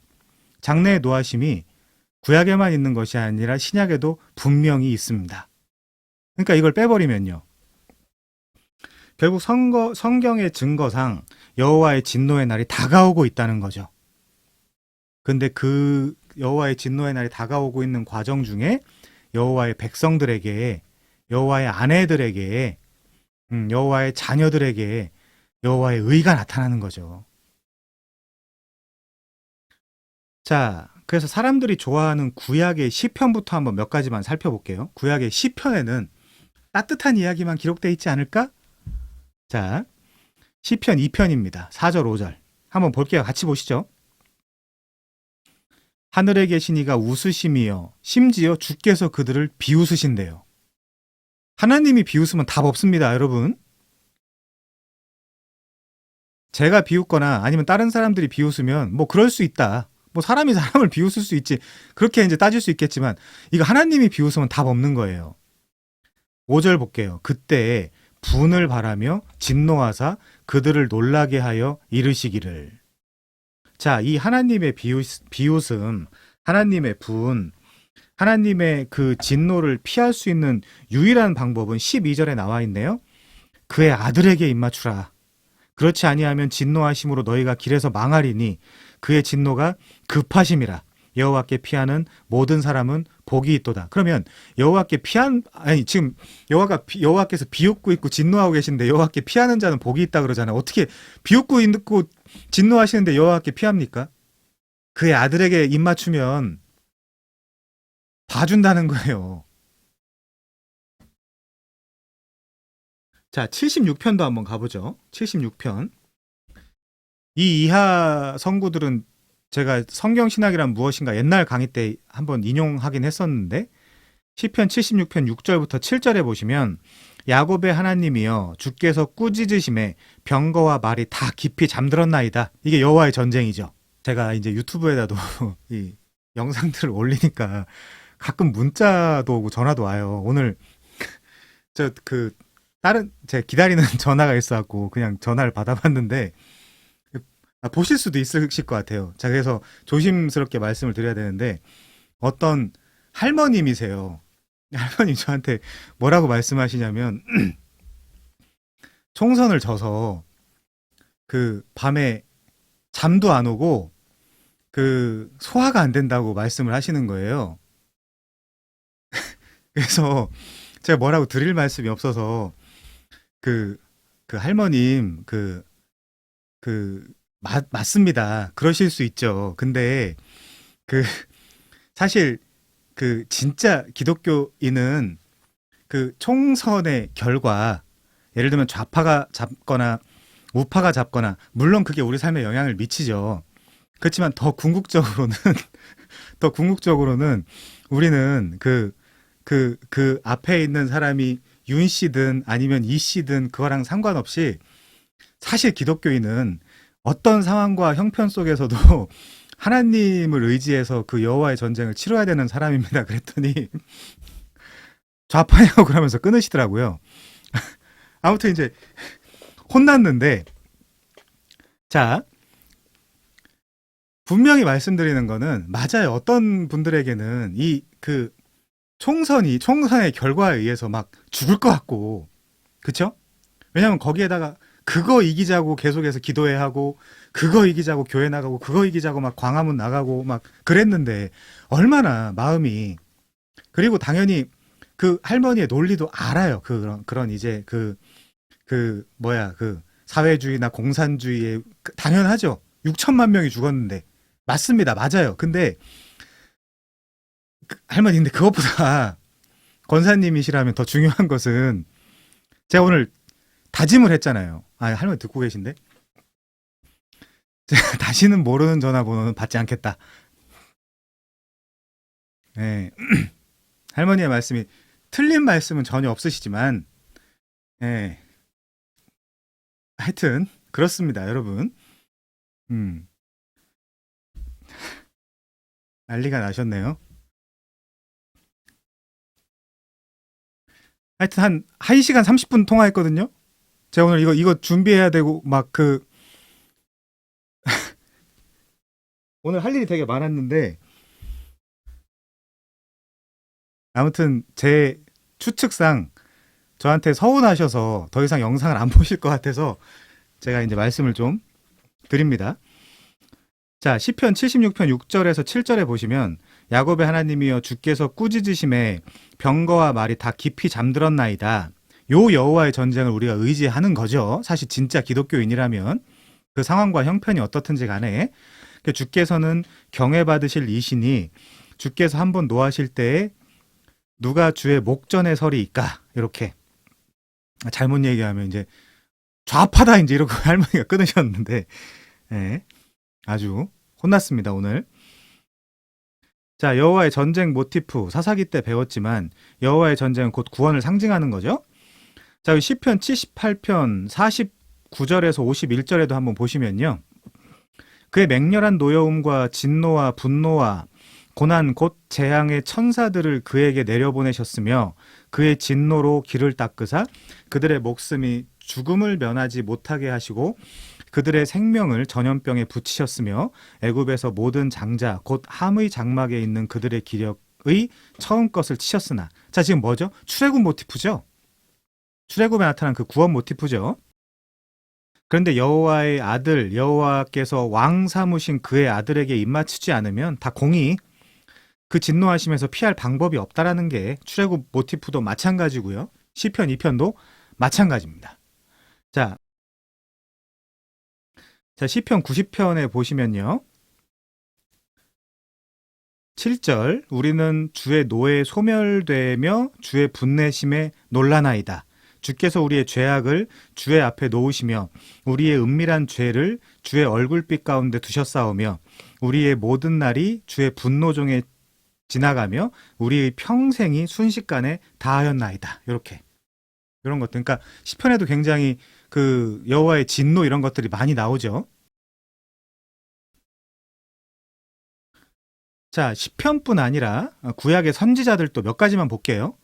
이사야 9장에 보시면요. 이사야 9장 19절 가보시면 제가 얼마나 그 자유민주주의와 자유시장경제에 대한 이해가 빠삭한지 할머님이 잘 모르시는 것 같아요.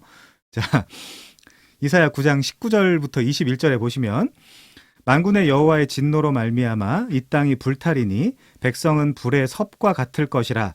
사람이 자기의 형제를 아끼지 아니하며 오른쪽으로 움킬지라도 줄이고 왼쪽으로 먹을지라도 배부르지 못하여 각각 자기 팔에 고기를 먹을 것이며 므낫세는 에브라임은 므낫세를 먹을 것이요 또 그들이 합하여 유다를 치리라.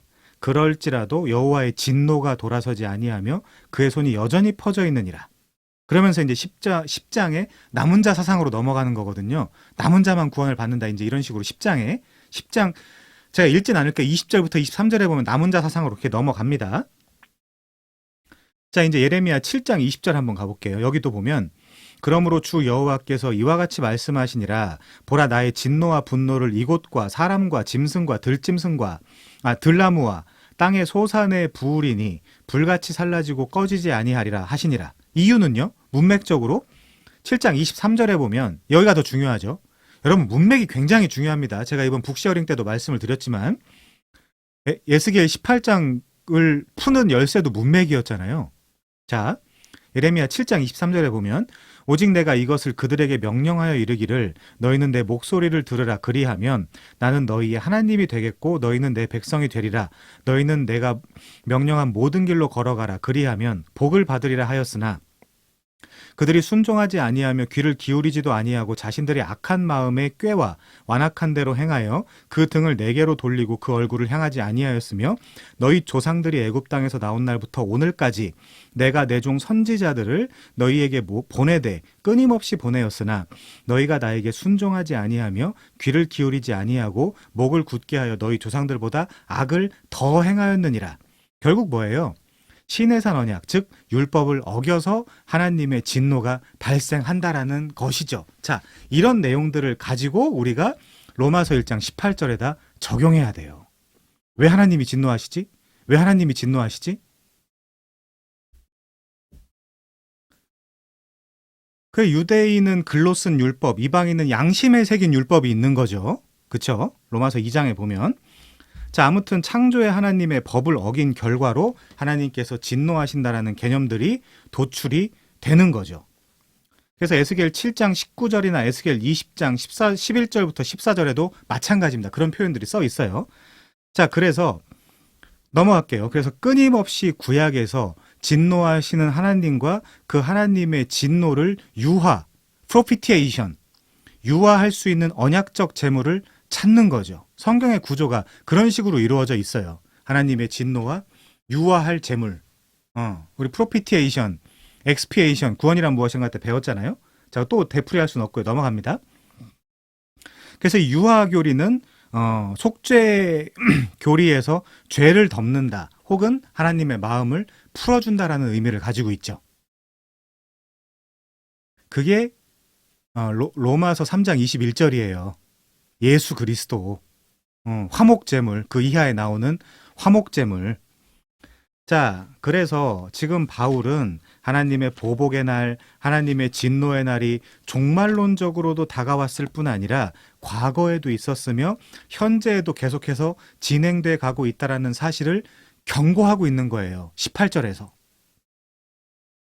그래서 우리가 이 하나님께서 진노하셨다라는 표현을 가볍게 여기면 안 돼요. 자, 넘어갑니다. 특별히 17절부터 18절에 공이 사용된 계시되다, 아포칼립 테타이, 수동태 동사로 쓰였네요. 이것은 하늘에 계신, 그러니까 하늘로부터, 하나님으로부터 나타난 천상적 계시라는 뜻이죠. 17절은 의의 계시, 그리고 18절은 진노의 계시, 둘 다 종말론적 뉘앙스를 가집니다. 그런데 17절과 18절이 문법적으로는 같을지라도 이 아포칼립 테타이가의 차이점이 있어요. 그게 뭐냐? 17절. 자, 한번 보세요. 17절에서 하나님의 의는 복음 안에만 계시돼요. 복음 안에만. 그리고 18절, 하나님의 진노는 역사 전체에 걸쳐서 끊임없이 계시되어 왔습니다. 지금까지. 그리고 앞으로도 계시될 것이고요. 그래서 게알더스 보스가 비블리컬 테올로지, 즉 성경신학이라는 책에서 성경신학을 뭐라고 정의하죠? 특별 계시의 역사, 구속의 역사라고 정의하잖아요. 그러니까 하나님은 지금도 진노하시는 거예요. 우리 시편 7편 11절 한번 가볼까요? 거기 맞는 것 같은데. 시편 7편 11절에 가시면 이런 표현이 써 있어요. 하나님은 의로우신 재판장이시며 매일 분노하시는 하나님이시로다. 하나님은 매일 분노하세요. 뭐에 대해서 분노하시죠? 죄에 대해서. 언약을 맺고 그 언약을 성실히 이행하지 않는 그 죄에 대해서. 그래서 그 언약을 맺은 그 상태에 우리의 대표자인 프린시플 오브 레프레제너티브, 우리의 대표자인 예수 그리스도께서 오셔서 그분이 우리의 대표자로서 하나님 앞에 모든 그 의무, 율법 이런 것들을 다 지키고 십자가에서 돌아가신 거예요. 그게 우리의 의예요. 자, 그렇게 되니까 어떻게 됩니까? 하나님의, 우리 인간적으로 드라마타이즈하면 하나님의 화가 풀리는 거죠. 그게 프로피티에이션이에요. 유화의 교리. 유화. 하나님이, 유화가 뭐예요? 부드러워졌다는 뜻 아니에요. 진노가 풀렸다는 뜻 아닙니까? 자, 7편 11절, 하나님은 의로우신 재판장이시며 매일 분노하시는 하나님이시로다.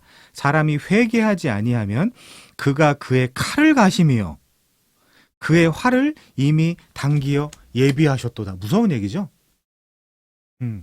사람이 칼을 이렇게 휘두르려고 준비하고 있으면 도망가면 돼요. 사람이 활을 쏘려고 하면 도망가면 돼요. 근데 하나님은 안 되잖아요, 그게. 매일 분노한대요. 매일 진노하는 하나님이죠. 자, 그래서 인류의 타락 이후에 계속해서 하나님의 진노가 성경 안에서 계시되고 있기 때문에 더욱더 복음 안에 나타난 하나님의 구원 행위, 하나님의 의, 그렇죠? 우리를 구원하기 위한 하나님의 하나님다움이 나타나야 되는 거죠. 절실하게 요청되는 거죠, 우리한테. 그래서 우리는 복음 안에 들어가면 그 복음의 핵심은 아들의 복음인데 그 아들에게 입맞추거나 엔크리스토, 아들 안에 들어가면 어떻게 되는 거예요? 너희는 더 이상 정죄함이 없다. 새로운 피조물이다. 너희와 나는 화평하다. 샬롬 에이레네. 이렇게 이제 이야기를 하는 거죠. 계속해서. 자, 이렇게 하나님의 구원 행위가 절실하게 요청될 뿐 아니라 하나님이 교회에게 바라는 것은 복음 안에 계시된 하나님의 의를 전해 이방인이나 유대인이나 막론하고 진노의 상태에서 사랑의 대상으로 옮겨오길 바라는 거죠. 그래서 사도 바울이 고린도후서에서 뭐라 그래요? 지금은 은혜 받을 때고 구원받을 때다, 이렇게 이야기하는 거예요. 자, 본절에 나타난 불의, 아디키아거든요. 이게 아디키아. 이 디키아에서 디카이오시네. 이게 사실 뿌리가 같은 단어입니다. 디키아. 근데 그 앞에 부정 접두어 뭐가 붙었죠? A가 붙었잖아요. 그러니까 뭐예요? 의롭지 않다는 거예요. 불의는. 불의라는 단어를 딱 깨보면 아디키아 앞에 부정 접두어를 붙여서 의롭지 않다.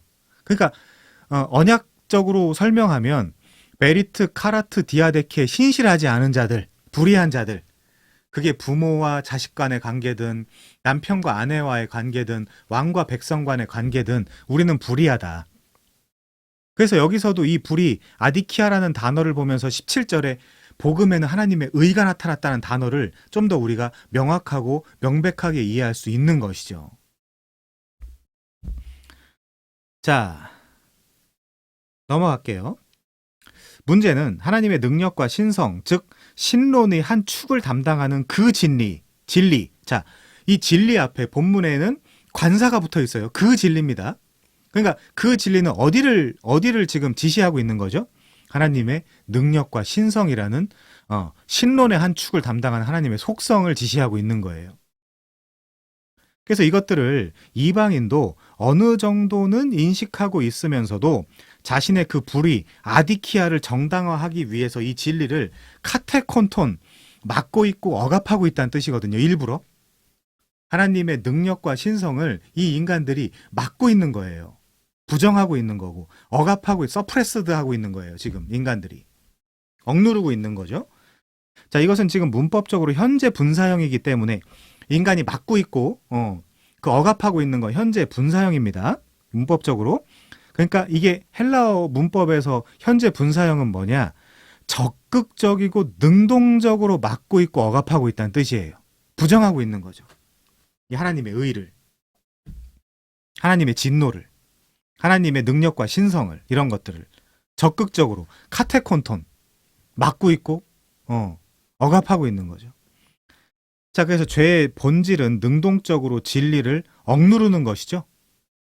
그 창세기 2장 16절 17절에 보면 행위 언약, 왜냐하면 호세아 6장 7절에 보면 언약이라고 설명을 하고 있기 때문에 이 열매를 먹지 말라라고 했는데 그거를 먹었죠. 우리 한번 가서 살짝만 볼게요. 창세기 2장 16절 17절.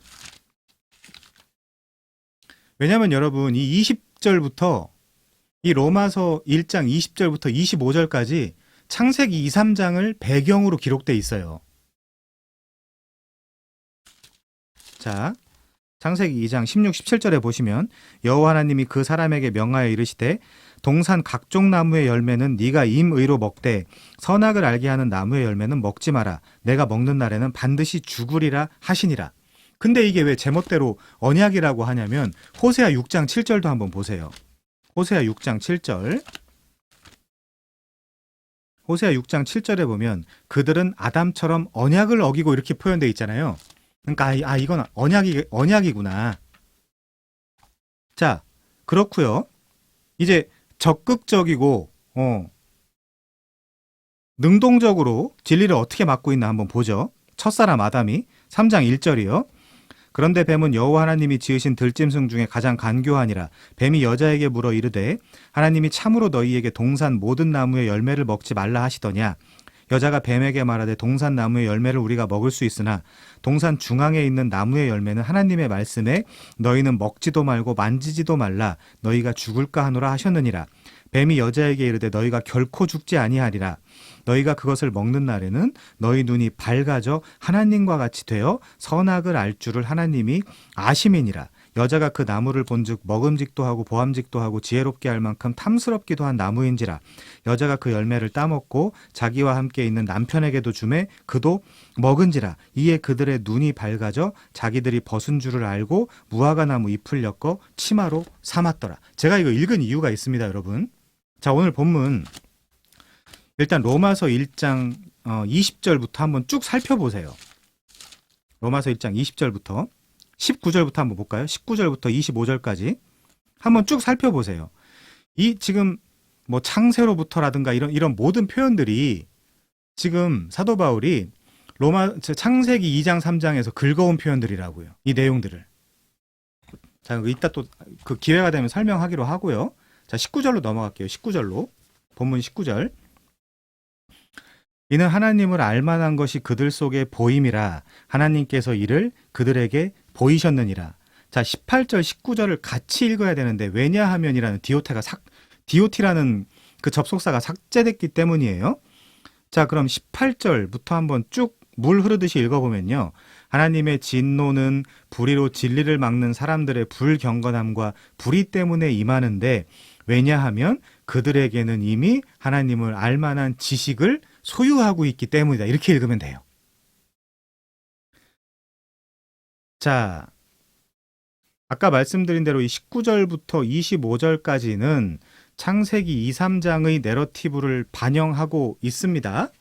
그래서 2, 3장의 그 그림을 그리면서 19절부터 25절까지를 읽어보셔야 되겠죠. 다시 읽지는 않겠습니다. 자, 그러니까 개혁신학자들이 이야기하다시피 이마고 데이, 즉 이미지 오브 갓, 하나님의 형상이란 뜻이잖아요. 그 하나님의 형상으로 인해 아담과 하와 안에는 혹은 아담과 하와에게는 아담과 하와에게가 좀 더 문법적으로 정확한 표현입니다. 아담과 하와에게는 그들에게 하나님을 알만한 것들을 분명히 가지고 있었어요. 왜? 하나님의 형상으로서. 근데 이것은 그들의 타락 이후에도 마찬가지이긴 했습니다. 왜냐하면 바빙크를 포함한 개혁신학자들의 경우 하나님의 형상이 정말 크게 손상되고 파괴되어 있긴 하지만 여전히 잔존하고 있다라고 해석을 하거든요. 저도 마찬가지고요, 물론. 그렇다면 아담과 하와의 죄를 전가받은 전 인류에 공히 하나님을 알만한 것들을 가지고 있다라는 논리가 성립되는 거예요. 교의학의 수로로 표현을 하면 교의학의 수로에는 이런 표현들이 있죠. 일반 계시 그리고 특별 계시라는 표현들이 있죠. 자, 일반 계시는 일반적으로 모든 사람에게 주어지는 하나님의 계시를 말합니다. 제너럴 레벌레이션이라고 하죠. 자, 제가 교회 용어 사전에서 긁어왔어요.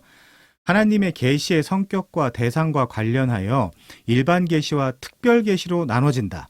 일반 계시란 하나님께서 인간에게 자연 법칙이나 역사, 인간의 정신과 문화 등 일반적인 방편을 통해 스스로를 계시하는 것을 말한다 하면서 교회 용어 사전에 로마서 1장 19절 20절이 괄호 안에 기록되어 있거든요. 물론 인간의 타락으로 인해 일반 계시가 그 영향력에 있어서 제한되었으나 인간의 타락 이전 하나님께서 인간에게 주신 원시 계시이며 오늘날에도 이를 통해 하나님의 역사가 성취된다는 점에서 그 가치를 부인할 수 없다. 일반 계시의 내용들을 살펴보면 피조물을 통해 그것을 만드신 하나님의 영원하신 능력과 신성을 드러내심 또는 자연 속에 나타난 계시를 통해 성경 말씀의 진정성이 확고히 됨 또는 인간의 양심에 작용하여 사회 질서를 유지하게 됨 그리고 죄인으로 하나님을 찾고 간구하게 하는 동기를 부여함 마지막으로 인간이 타고난 본성으로 율법이 명하는 이 일을 수행하게 될 수 있음 이런 것들이 일반 계시의 그 카테고리 안에 들어가는 것들이거든요. 자, 그러니까 지금 우리가 살펴보고 있는 19절이라든가 20절 같은 데서 하나님을 알만한 것들이 그들 속에 보인다라고 이야기하는 건 특별 계시 차원이 아니라 일반 계시 차원에서 우리의 그 하나님에 대한 형상이 많이 깨지고 부패하고 빠그라졌지만 그럼에도 불구하고 잔존하고 있기 때문에 어느 정도 하나님을 인식하고 이해할 수 있다는 것이죠. 자, 특별 계시도 제가 읽어드릴 건데요. 제가 굉장히 중요합니다. 왜 중요하냐면 읽고 나서 말씀을 드릴게요. 이것도 교회 용어 사전에서 긁어왔습니다. 자연과 역사와 양심 속에 나타난 일반 계시를 통해 인간은 막연하게나마 절대자가 있다는 것을 알 수 있었다. 그 로마서 1장 19, 20절이죠. 하지만 죄가 세상에 들어온 이래 일반 계시로는 그분이 누구인지 어떤 분인지를 아는 데는 불충분하게 되었다. 무죄한 상태에서도 하나님을 완벽하게 아는 것은 아니에요. 그렇지만 자, 그래서 하나님은 자신을 분명하게 알 수 있도록 계시하셨는데 이것을 특별 계시 혹은 특수 계시라고 한다. 구약 시대에는 하나님께서 직접 또는 천사나 선지자들을 통해 혹은 이적을 통해 자신을 드러내셨다. 이 계시는 하나님이 인간이 되신 예수 그리스도의 성육신으로 절정에 달했다. 즉 이전에 여러 방법으로 자신을 계시하신 하나님은 이 모든 날 마지막에 아들로 인간들에게 말씀하신 것이다. 따라서 가장 완전하고 특별한 계시는 예수 그리스도이다. 그리고 하나님께서는 이러한 자신의 뜻이 잘 보존되고 전파되도록 하기 위해 자신의 뜻을 기록하게 하셨는데 바로 그것이 성경이다. 웨스트민스터 신앙고백서 1장 1항이랑 똑같죠? 그래서 특별계시라 하면 일반적으로 예수 그리스도와 성경을 가르친다. 그러나 특별계시는 그 양에 있어서 성경에 기록된 것보다 더 많은 것을 포함하고 있다 하더라도 성경에 포함된 계시만으로 구원과 생활에 관한 모든 지식을 충분히 제공해 준다라고 보고 있다. 자, 그러면 우리가 이렇게 이해를 해봅시다. 제가 특별계시까지 이 복잡한 것까지 읽은 이유가 있어요. 1장 로마서 1장 17절에 하나님의 의가 나타난 복음은 일반 계시라고 할 수 없어요. 이건 특별 계시예요. 자, 그러니까 우리가 지금 1장 17절과 16, 17절과 이 19절, 20절을 일반 계시와 특별 계시로 구분할 수 있어야 돼요. 그러니까 이 하나님의 의가 나타난 복음을 구체적인 설명이 없이는 알 수가 없는 거예요. 그 구체적인 설명을 가지고 이 땅에 내려오신 분이 예수 그리스도이신 것이죠. 자, 그래서 넘어가서요. 바울의 입장에서 로마 교회 교인들에게 아주 구체적으로 이렇게 이야기하는 거죠. 너희 큰일 났다. 하나님의 진노가 너희 머리 위에 머물러 있다. 빨리 하나님의 의가 나타난 복음을 듣고 받아들여라 라는 것은 일반 계시와 일반 은총 가운데에서는 볼 수도 만질 수도 배울 수도 깨달을 수도 없기 때문에 아주 구체적으로 죄악됨과 구원의 교리를 전달해야 되는 거예요. 그래서 그 하나님의 뜻을 가지고 인카네이션 누가 오셨다고요? 예수 그리스도가 오셨다. 언제요? 이 마지막 날에. 옛적에는 선지자들과 여러 모양과 여러 방법으로 계시하셨던 하나님이 그 히브리서 1장 1, 2, 3절에 정확하게 나와 있습니다. 이 마지막 날에는 아들을 통해서 계시하셨다. 자, 이제 거의 끝났습니다. 좀만 더 한번 참아보세요. 전통적으로는 이 1장 19절부터 25절은 창세기 2, 3장을 배경으로 하고 있다고 하니까 이것을 아담 당시로 생각해보면 이래요. 당시 이미 전 우주적으로 주어진 하나님에 관한 지식을 어느 정도 알고 있고 인식하는 것은 아담과 아담에게도 일반 계시이고 그들이 범죄한 후 인식 능력도 망가지고 지정이 모두가 다 부패했기 때문에 하나님이 직접 찾아와서 창세기 3장 15절에 약속을 주신 거는 뭐예요? 특별 계시로 볼 수 있는 거죠. 그래서 로마서 1장 17절과 여러분이 로마서 1장 19, 20절을 일반 계시와 특별 계시로 여러분들이 구분할 수 있어야 돼요. 그러니까 이 만물에 나타나 있는 하나님의 능력과 신성을 보는 거는 어느 정도 보는 거는 일반 계시고 그것을 통해서는 이 구원의 필요성이나 그렇죠? 이 구원의 필요성이나 예수 그리스도만이 우리의 구원의 방식이구나라는 것을 알 수가 없다는 거예요. 논리적으로 지금. 자, 넘어갈게요. 그래서 복음에 나타난 하나님의 의는 특별 계시이고 죄인들이 스스로 하나님을 어느 정도 알고 인식하며 그의 영원하신 신성과 능력이 만드신 만물을 통해서 볼 수 있다는 계시는 일반 계시라고 우리가 이해할 수 있다는 것이죠. 그런데도 19절부터 21절이 말하는 것은 특별히 21절 한번 보시면요. 이제 하나님을 영화롭게도 하지 아니하고 감사하지도 아니하고 오히려 그 생각이 허망하여지며 미련한 마음이 어두워졌다는 것. 요것은 일반 계시인 거죠. 일반 계시, 그러니까 특별 계시로 넘어갈 수가 없는 거죠. 왜? 그 능력이 안 돼요. 구체적으로 누군가가 와서 예수 그리스도가 오시고 성령이 와서 2000년 전에 있었던 그 객관적이고 역사적인 절대적인 그 사건을 우리한테 전달해 주시기 전에는 자연인 스스로 자연인의 능력만 가지고 그 복음을 그 복음에 전제되어 있는 그 내가 죄인이구나, 내가 죄악되었구나라는 걸 깨닫는다거나 예수 그리스도만이 우리의 구원의 길이구나라는 걸 깨닫는다는 것은 우리의 능력으로는 불가능하다는 거죠. 20절로 넘어갈게요. 빨리 보겠습니다. 창세로부터 그의 보이지 아니하는 것들 곧 그의 영원하신 능력과 신성이 그가 만드신 만물에 분명히 보여 알려졌나니 그러므로 그들이 핑계하지 못할지니라. 근데 구원의 교리, 구원의 진리까지 계시되어 있지는 않다고요. 세상을 아무리 두 눈 크게 뜨고 살펴도 거기에 어떻게 구원의 진리가 담겨 있습니까? 너무나 쉬운 방법으로는 성경으로 돌아가야 되는 것이죠. 물론 그게 성령을 통해서 많이 가능한 것이지만, 자, 그래서 하나님의 존재는 반드시 창조를 일으키는 속성을 가지고 계시기 때문에 그것이 하야 동사, 살아있다라는 뜻이거든요. 히브리어로. 창세로부터 하나님의 창조 활동에 그의 영원하신 능력과 신성이 피조 세계에 보여 알려지는 거예요. 그러니까 피조물이라고 되어 있는 어떤 것들을 가만히 들여다보면 창조자의 성품과 속성이 보이게 되어 있는 것이죠. 그러나 일반 계시의 차원에서 하나님을 어느 정도 인식하고 알려준다 할지라도 타락한 아담적 인류는 이 문제를 절대로 스스로 해결할 수 없다. 지금 사도 바울이 이야기하고 있는 게 바로 그런 거예요. 그래서 복음, 굿 타이딩스, 굿 뉴스, 복된 소식이라는 이름 하에 17절 하나님의 의가 나타났다. 하나님의 너희를 향한 신실하심이 나타났고 나타날 수밖에 없었다. 그분은 그런 분이다. 너희를 놓치거나 잃어버리거나 실패할 수 없다. 이제 그 이야기를 하는 거예요. 자, 21절로 넘어가겠습니다. 나머지 궁금한 건 저한테 그냥 물어보시면 좋을 것 같고요. 시간이 좀 지나서 빨리빨리 넘어갈게요. 자, 하나님을 알되 하나님을 영화롭게도 하지 아니하며 감사하지도 아니하고 오히려 그 생각이 허망하여지며 미련한 마음에 어두워졌다. 맞는 말이며 당연한 말이죠.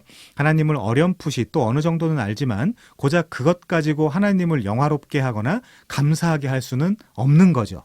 자, 이것을 로마서 3장 23절의 언어로 설명하면 이런 거예요. 모든 사람이 죄를 범하였음에 하나님의 영광에 이르지 못하게 되었다. 하나님의 영광에 이를 수 있는 방법은 일반 계시 차원에선 안 돼요. 바위를 아무리 들여다봐도, 바다를 아무리 들여다봐도, 하늘을 아무리 들여다봐도 나는 죄인이구나. 그리고 이 죄를 해결할 수 있는 방법은 예수 그리스도구나라는 게 안 나타난다는 거예요. 그래서 3장 21절 하나님의 한 의가 나타났다. 계시됐다. 그게 뭐냐? 예수 그리스도다. 이렇게 넘어가는 거죠. 로마서가. 그럼 그 부분 가서 또 설명을 하겠습니다. 그래서 예를 들면 최고의 철학자 중 한 사람, 플라톤 이후에 철학은 플라톤의 각주에 지나지 않는다. 이런 말을 하기도 하잖아요. 자, 아무튼 이 최고의 철학자 중 한 사람이 플라톤으로 설명을 하면 인간의 최고의 지성으로 리미트 라인, 그 리미트 라인을 한 발자국만 넘어가면 하나님께 갈 수가 있었는데 결국 그는 뭐라고 이야기해요? 하나님 나라를 이데아라는 이야기를 하는 거예요. 이데아. 그러니까 잘못 짚은 거죠. 그래서 이데아라는 뜬금없는 이야기를 한 것이 그 증거라고 할 수 있습니다. 변화하는 존재의 배후에 있는 변화하지 않는 어떤 존재, 그게 이데아죠. 현상세계 밖의 세상이며 이데아는 모든 사물의 원인이자 본질이다. 그래서 플라톤주의의 초기 아우구스티누스, 이 플라톤주의에 아주 심취하고 빠져 있었던 초기 아우구스티누스가 뭐라고 이야기해요? 이 기독교와 플라톤주의는 얼마나 비슷한가? 종이 한 장 차이다. 근데 거기도 못 넘어갔다고요. 그래서 인간이 아무리 지성이 뛰어나도 세계 최고의 철학자를 하더라도 그 뛰어넘지 못하는 그 리밋 라인, 그 부분에 대한 상세한 설명을 특별 계시로서 해주지 않으면 내가 죄인이라는 것과 내가 구원받아야 되는 존재, 그리고 구원의 방법들을 알 수가 없다. 그러니 아무리 최고의 지성이어도 그 한계의 지점을 넘어갈 수가 없었다. 그걸 뭐라고 표현한다고 21절에서 그 생각이 허망하여지고 그 미련한 마음이 어두워진다라고 표현을 하고 있는 겁니다. 넘어갈게요. 22절. 자, 스스로 지혜 있다 하나 어리석게 되어. 자, 그러니까 이제 창세기 2장 3장의 언어로 표현하면 뱀 따라가는 것을 지혜 있다라고 생각을 한 거예요.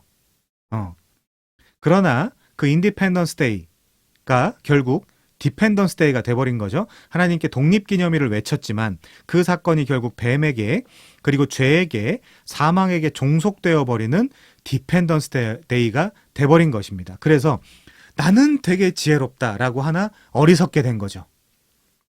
하나님 안에 있었으면 훨씬 더 행복하고 풍족한 삶을 살 수 있었을 텐데 극과 선악과가 뭐라고? 극과 인디펜던스가 뭐라고?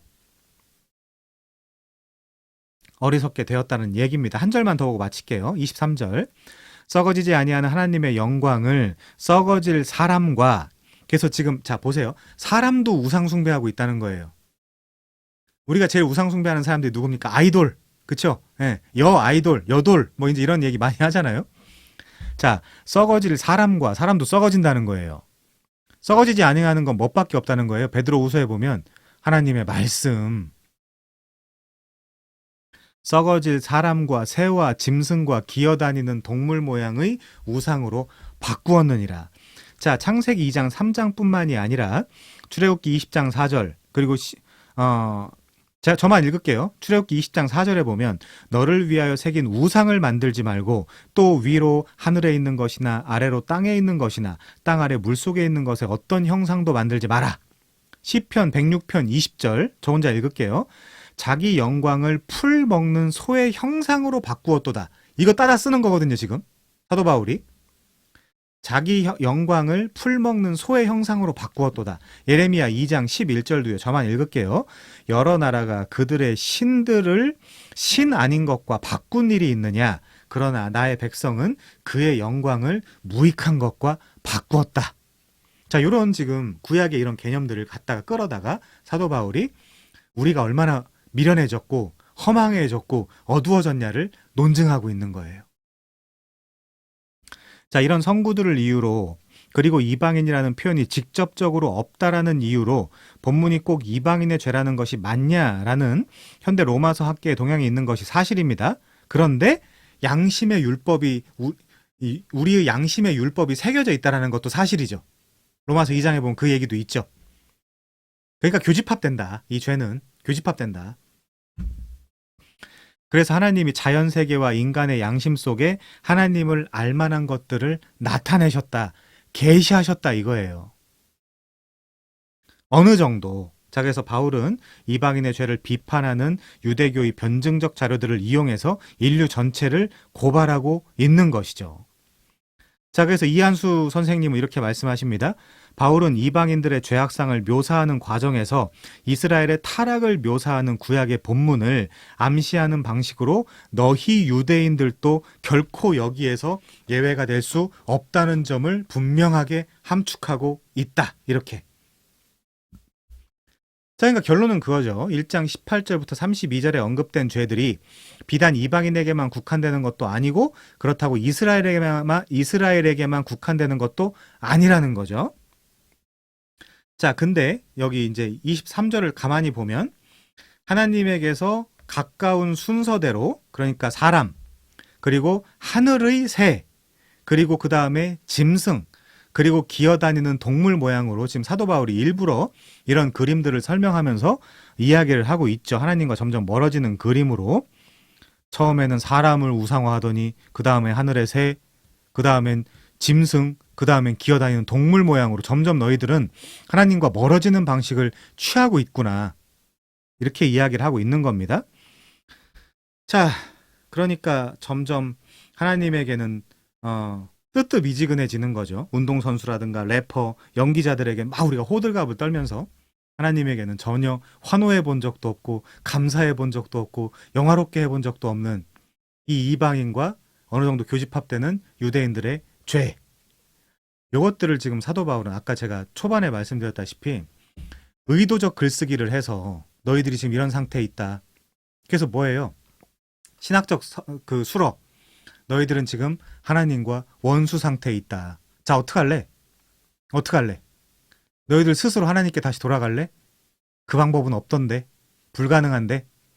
그래서 쭉 계속해서 타이트하게 3장 20절까지 너희들은 끝났다.